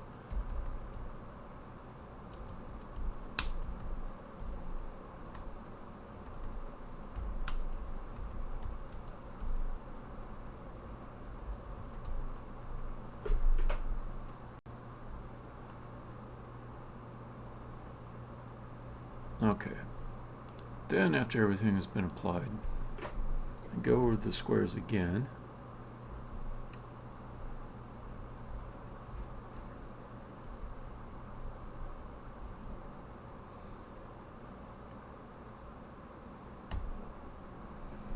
There is a faster way to do this. I could keep an index of all the pieces.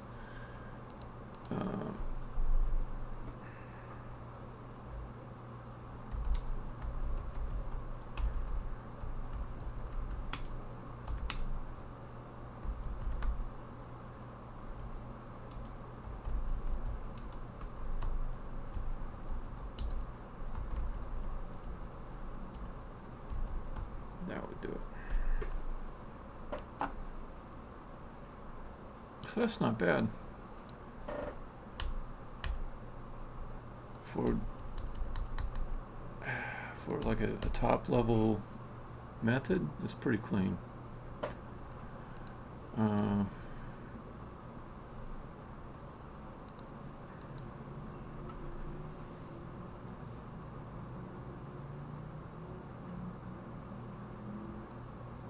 It's possible that this could at least logically work the first time through.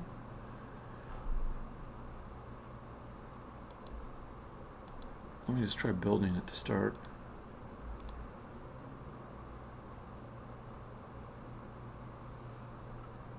I haven't created my meshes yet for the corner pieces, so I can't see the corner pieces yet.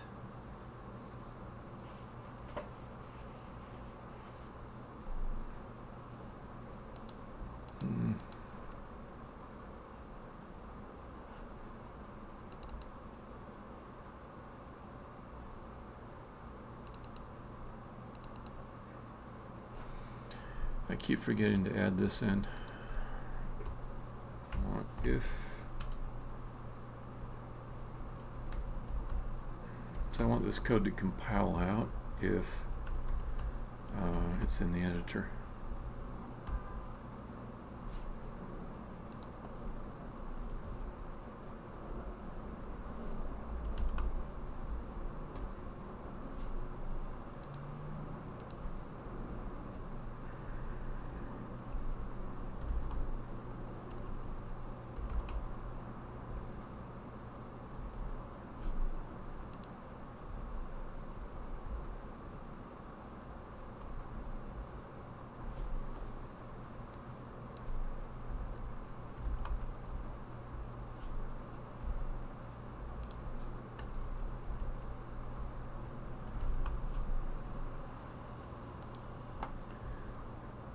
These warnings, I've never quite understood them. They usually go away.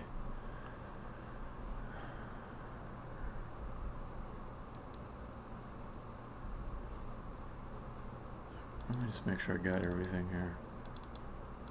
I hate it when I miss those. And I'm missing a few.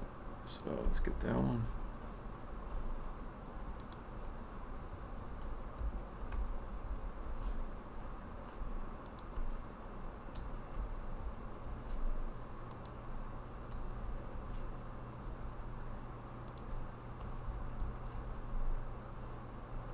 And I get all these.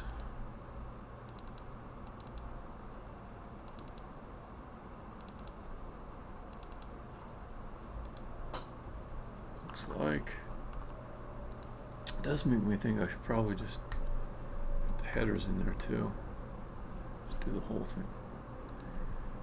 Because if I don't know. Probably doesn't matter.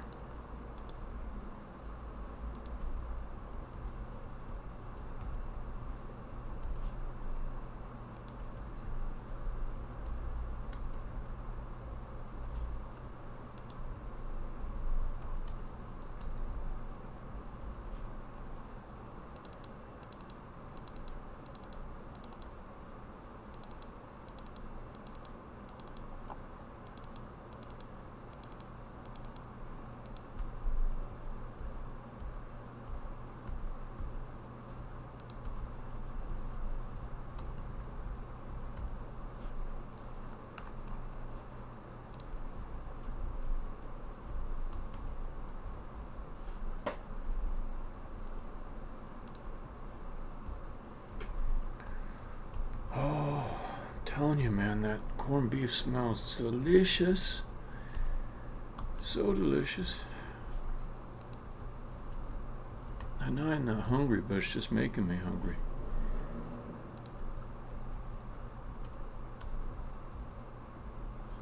Alright, build all that.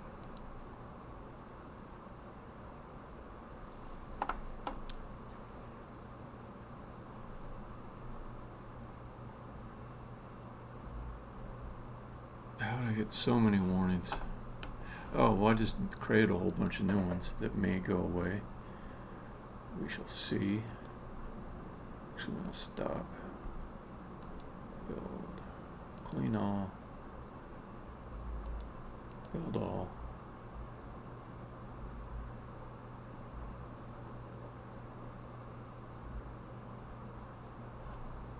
Yeah, I don't know what that shit is about. Conflicts with what?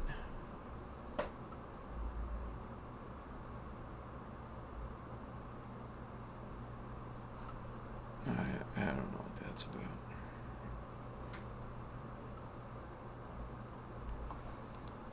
I don't think it matters. It always goes away. I just don't know how to make it go away by paying attention to it. Okay, so the next thing that would be cool is to see the top level apply actually doing something. So let's go into the editor. Oh yeah, you've got assets. Does it have to do with this? Is it this importing of assets that hasn't happened in a while? In Unity, once it does that, maybe those warnings will go away. I'm curious. Maybe I'll learn something.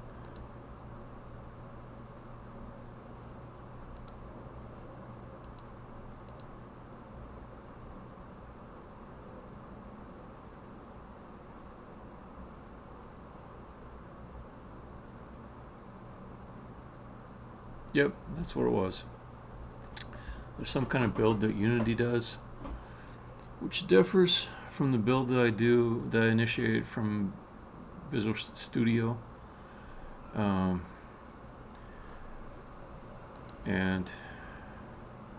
they end up confusing each other. And confusing me, if anything. Level decorator. Alright, so I added that in. I don't think I ever want automatic apply on that one.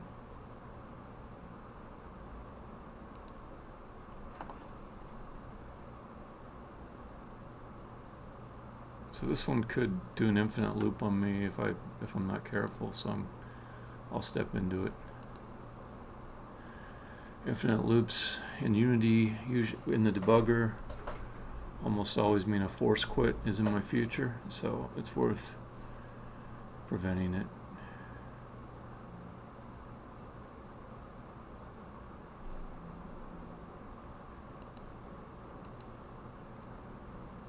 It's maybe about a megabyte or so of memory just to hold all of these. What's min y? 0, max y 140, that's pretty cool.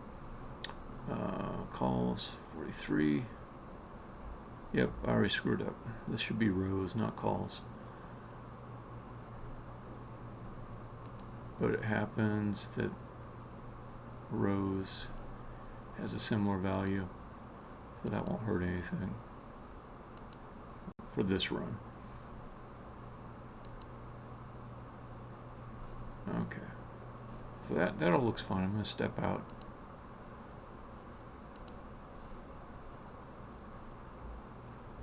It's a lot of elements in my array. Many.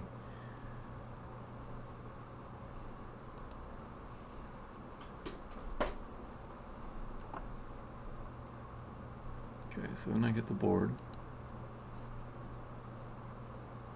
And I always thought that depth scan, all that ray casting was slow, but that came back near immediate. And that would have been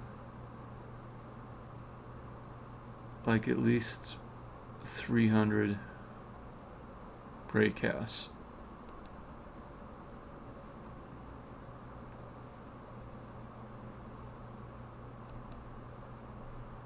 Okay, I accept that will work. Rules. One rule, 4 edge corners rule.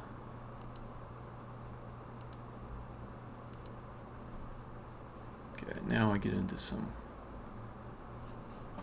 extra logic.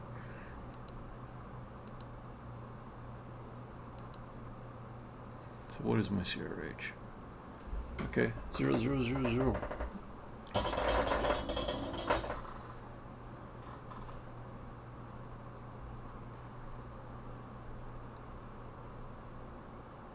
So I'm kind of interested in when I get past this point.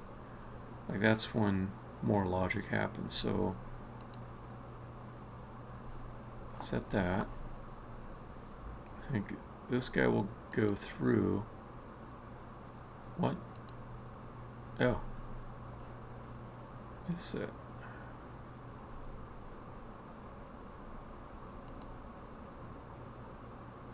Okay, so this is south is set and east is set, so it should be southeast.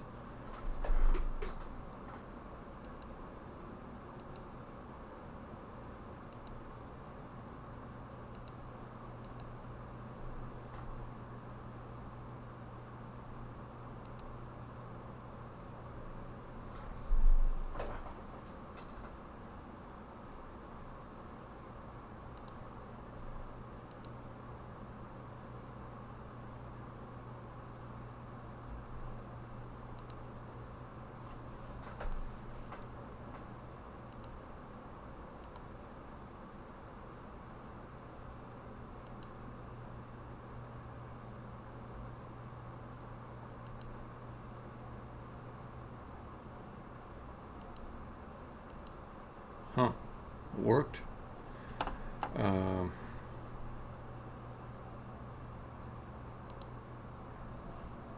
Let's see what I got. So this would be southwest. You know what? I'm going to set breakpoints in each of these and make sure that they all get hit and it works. I kind of hate how when I set a breakpoint, all of a sudden execution will resume.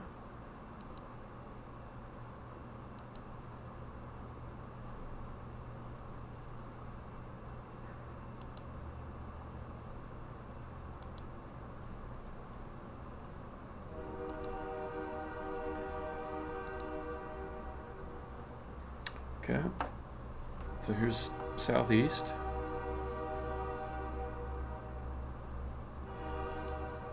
South and east. Cool.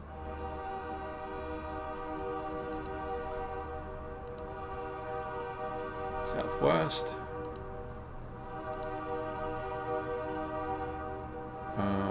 West-east, I would imagine. Let's double check.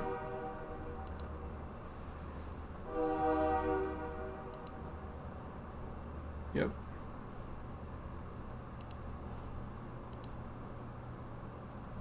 This would be north-south. Yep. Northwest. This will never be executed because its condition was already checked for up here. Alright, very interesting. It's appeared to have succeeded. Just I haven't written any code that actually applies the mesh. So let's just stop that. Fix a few things. This code never reaches.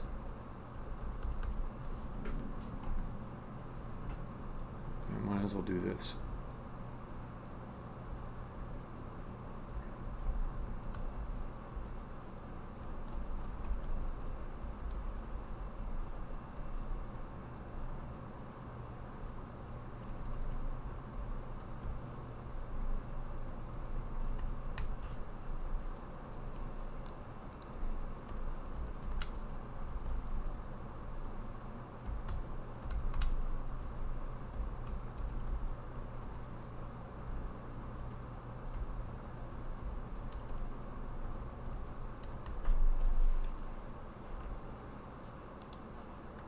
Okay, that's pretty cool.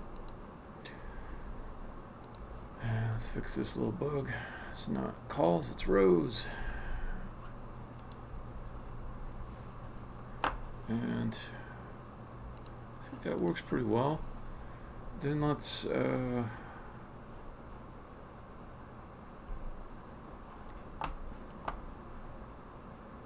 what I'm thinking I want?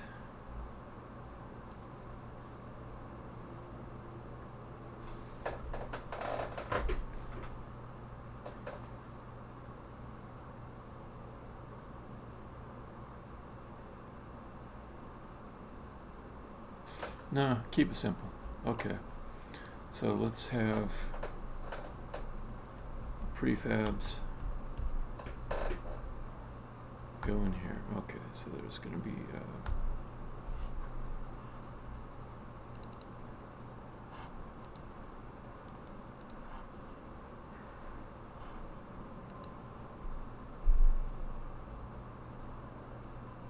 it's going to be material. No, it's going to be prefab transform corner prefab public.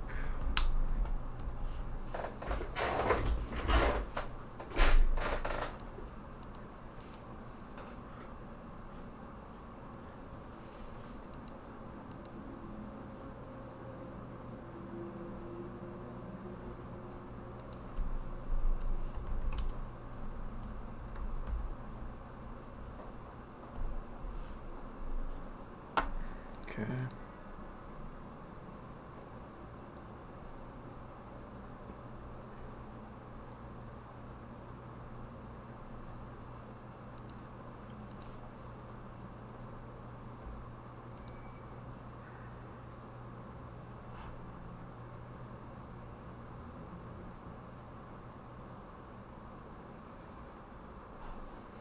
I heard my thing beeping again.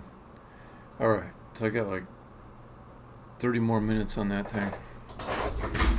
I'm gonna go run down, take some tin foil off of it, and you know what? I won't even do the waiting screen on you. I'll just give you something nicer to look at. Yeah, I know, big deal.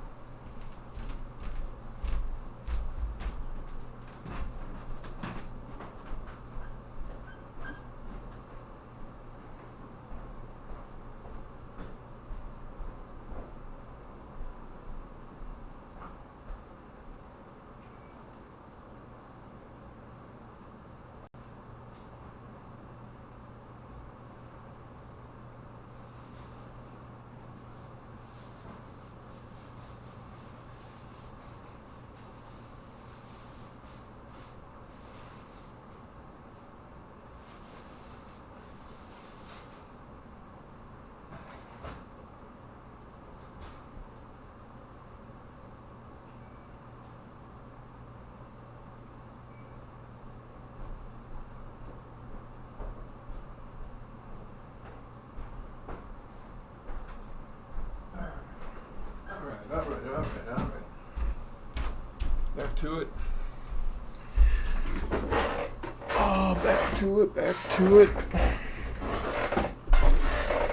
So then, level decorator. It's gonna get a corner prefab.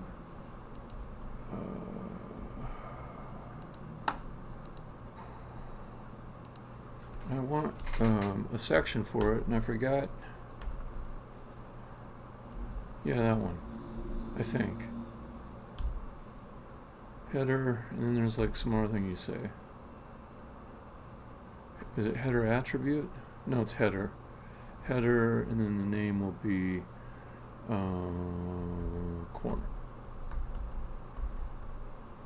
4 edge corners.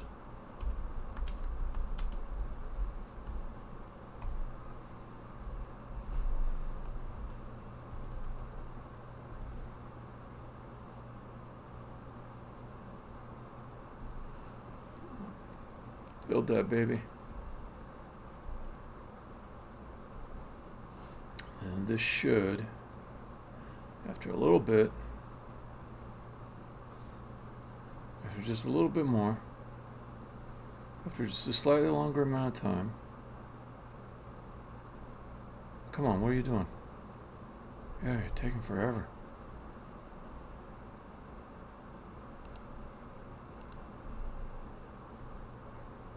There it is, finally. Okay. So I know this is going to be wrong, but I don't want to wait for my whole life to be over before I see some kind of thing appear on my corners. I don't know So let's just throw, I don't know, let's throw this little ice thing on there. It's not the right thing, but it's alright. It's alright. It's alright. It's alright. And then I go to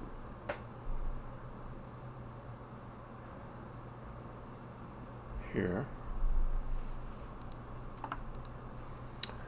Go to the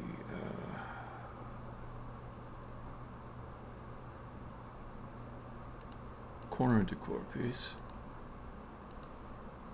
And we implement apply.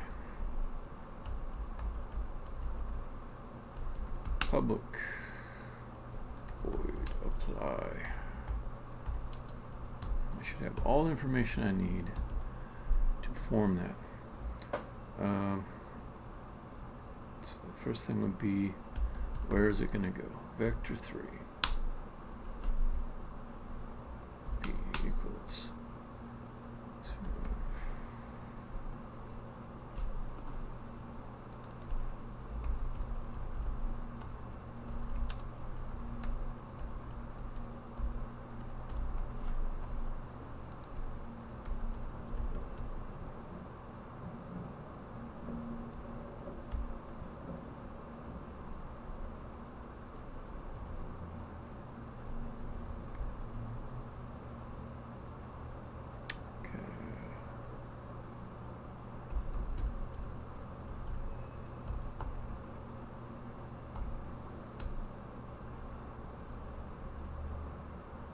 I need to get the prefab. So let's see, editor util, get editor object, get component, level, decorator, corner,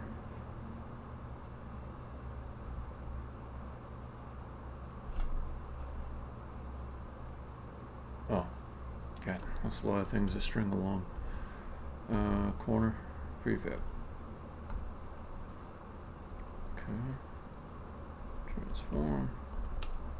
Corner, prefab. Okay, at some point I'll make a utility method to go get all that stuff. It's a little more readable and reusable. Okay. So I just want to create this thing. I've done it before. I could do it again.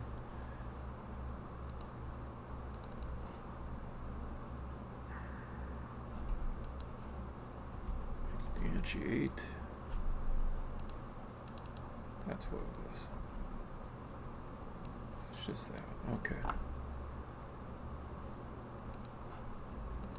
Oh, I'm about to see it. I'm about to see it. Prefab. Okay, what was the deal with this? If I don't have game object, I just call static method. Oh, but I do need to set the position. Let's go back and get my example code. P and Q. I can do quaternion, identity.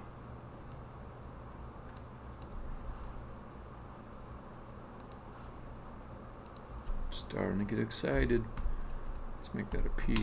Let's make that that.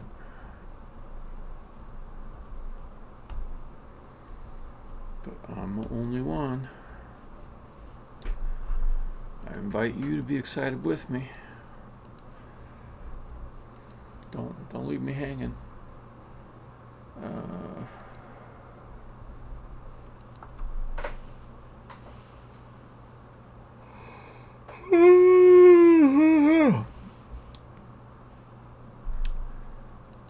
So I could do it. That might do it right there. Okay, build all that. And I'll set a breakpoint there just because it's new code. I just want to walk through it one time.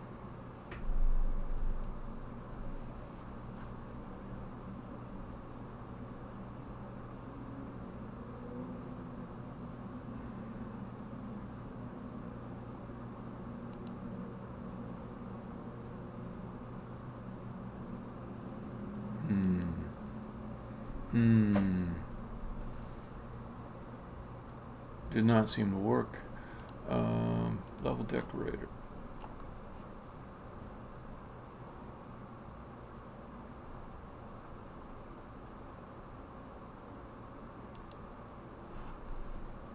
Let me check a few of my assumptions here. So I assume that these fellows are getting added to the board.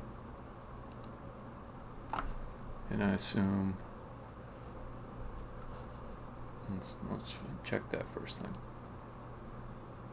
No? Oh, interesting. Okay. Oh, you know, I don't have my debugger running. I think that's all it is.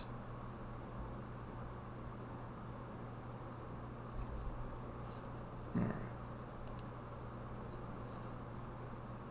So this should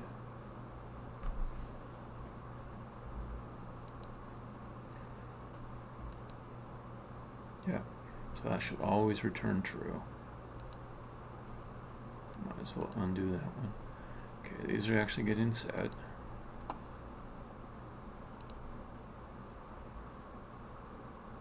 That part's good too. So it's going to apply one of these. Okay, that part's working. Oh, it's called. Oh, it didn't override. I bet that's what it was. Oh, yeah, that's how. Okay, fine. So let's go back to corner decor piece. Let's do override. Freaking override it. Oh.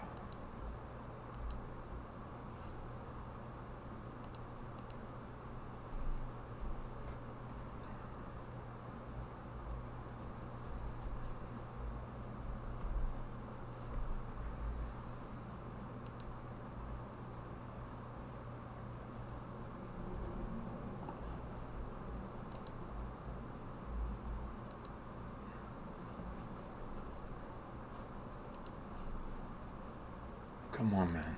This is starting to make me upset.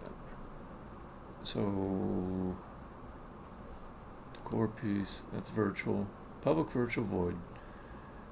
And this is public override void. So that should be it.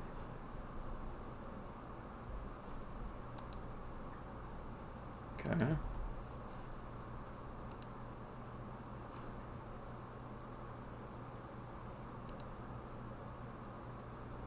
I don't get it.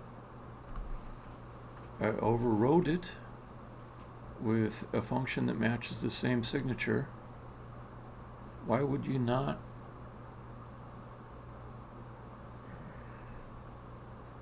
Why would you not call?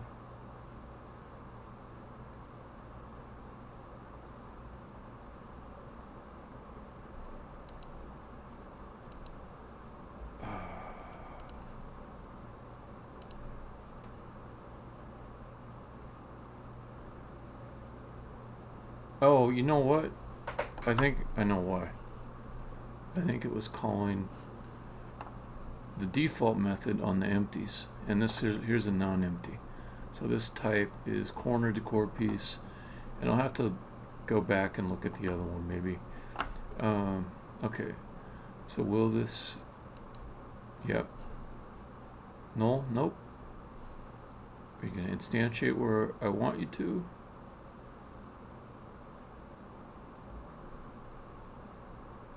P.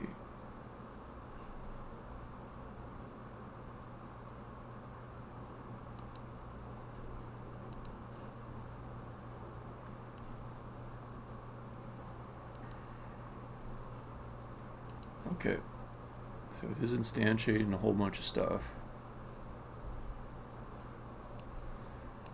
Oh, look at that. So it did add them in. Interesting.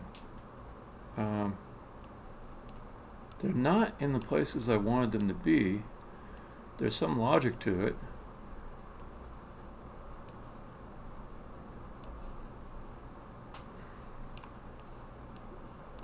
Some of them are way off.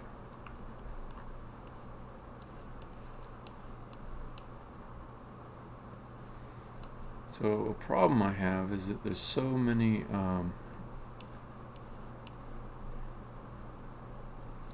things that could generate a corner that it's a little bit hard to see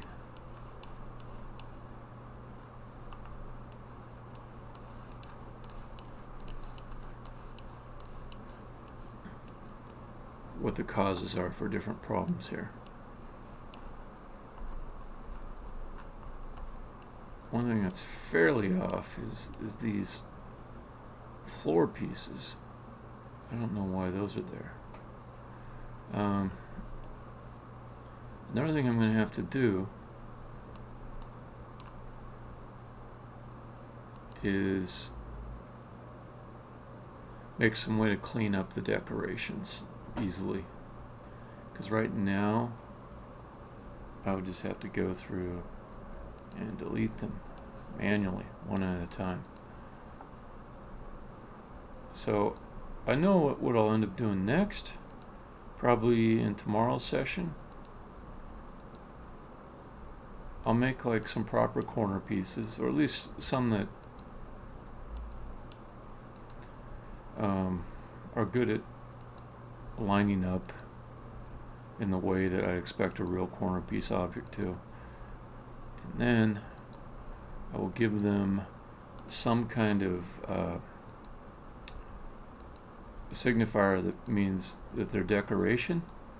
I'll probably add a decoration layer and put them all in the decoration layer, and then I'll write some other method that just deletes everything on the decoration layer. I'm saying all this in the future tense because I'm going to finish up this little live coding session. The meat smells are just too heavy over here. They smell too good. But I am looking forward to continuing this tomorrow because I have the start of a working framework for this whole procedural generation stuff that should be pretty friggin' powerful once it gets going. So it's got rules for filling in decorations, and they're prioritized. They scan every single square in the space here, and they recognize patterns where decoration could go. They fill in decorations. They instantiate meshes based on the plans that were made. It does multiple passes, so it's all there. The bones are there. I'll just keep going with refinements, and I'll do that tomorrow. I'll be back here tomorrow evening, probably about 6, and I welcome anyone listening to this to join me. Bye now. Stopping the stream. Have a good night.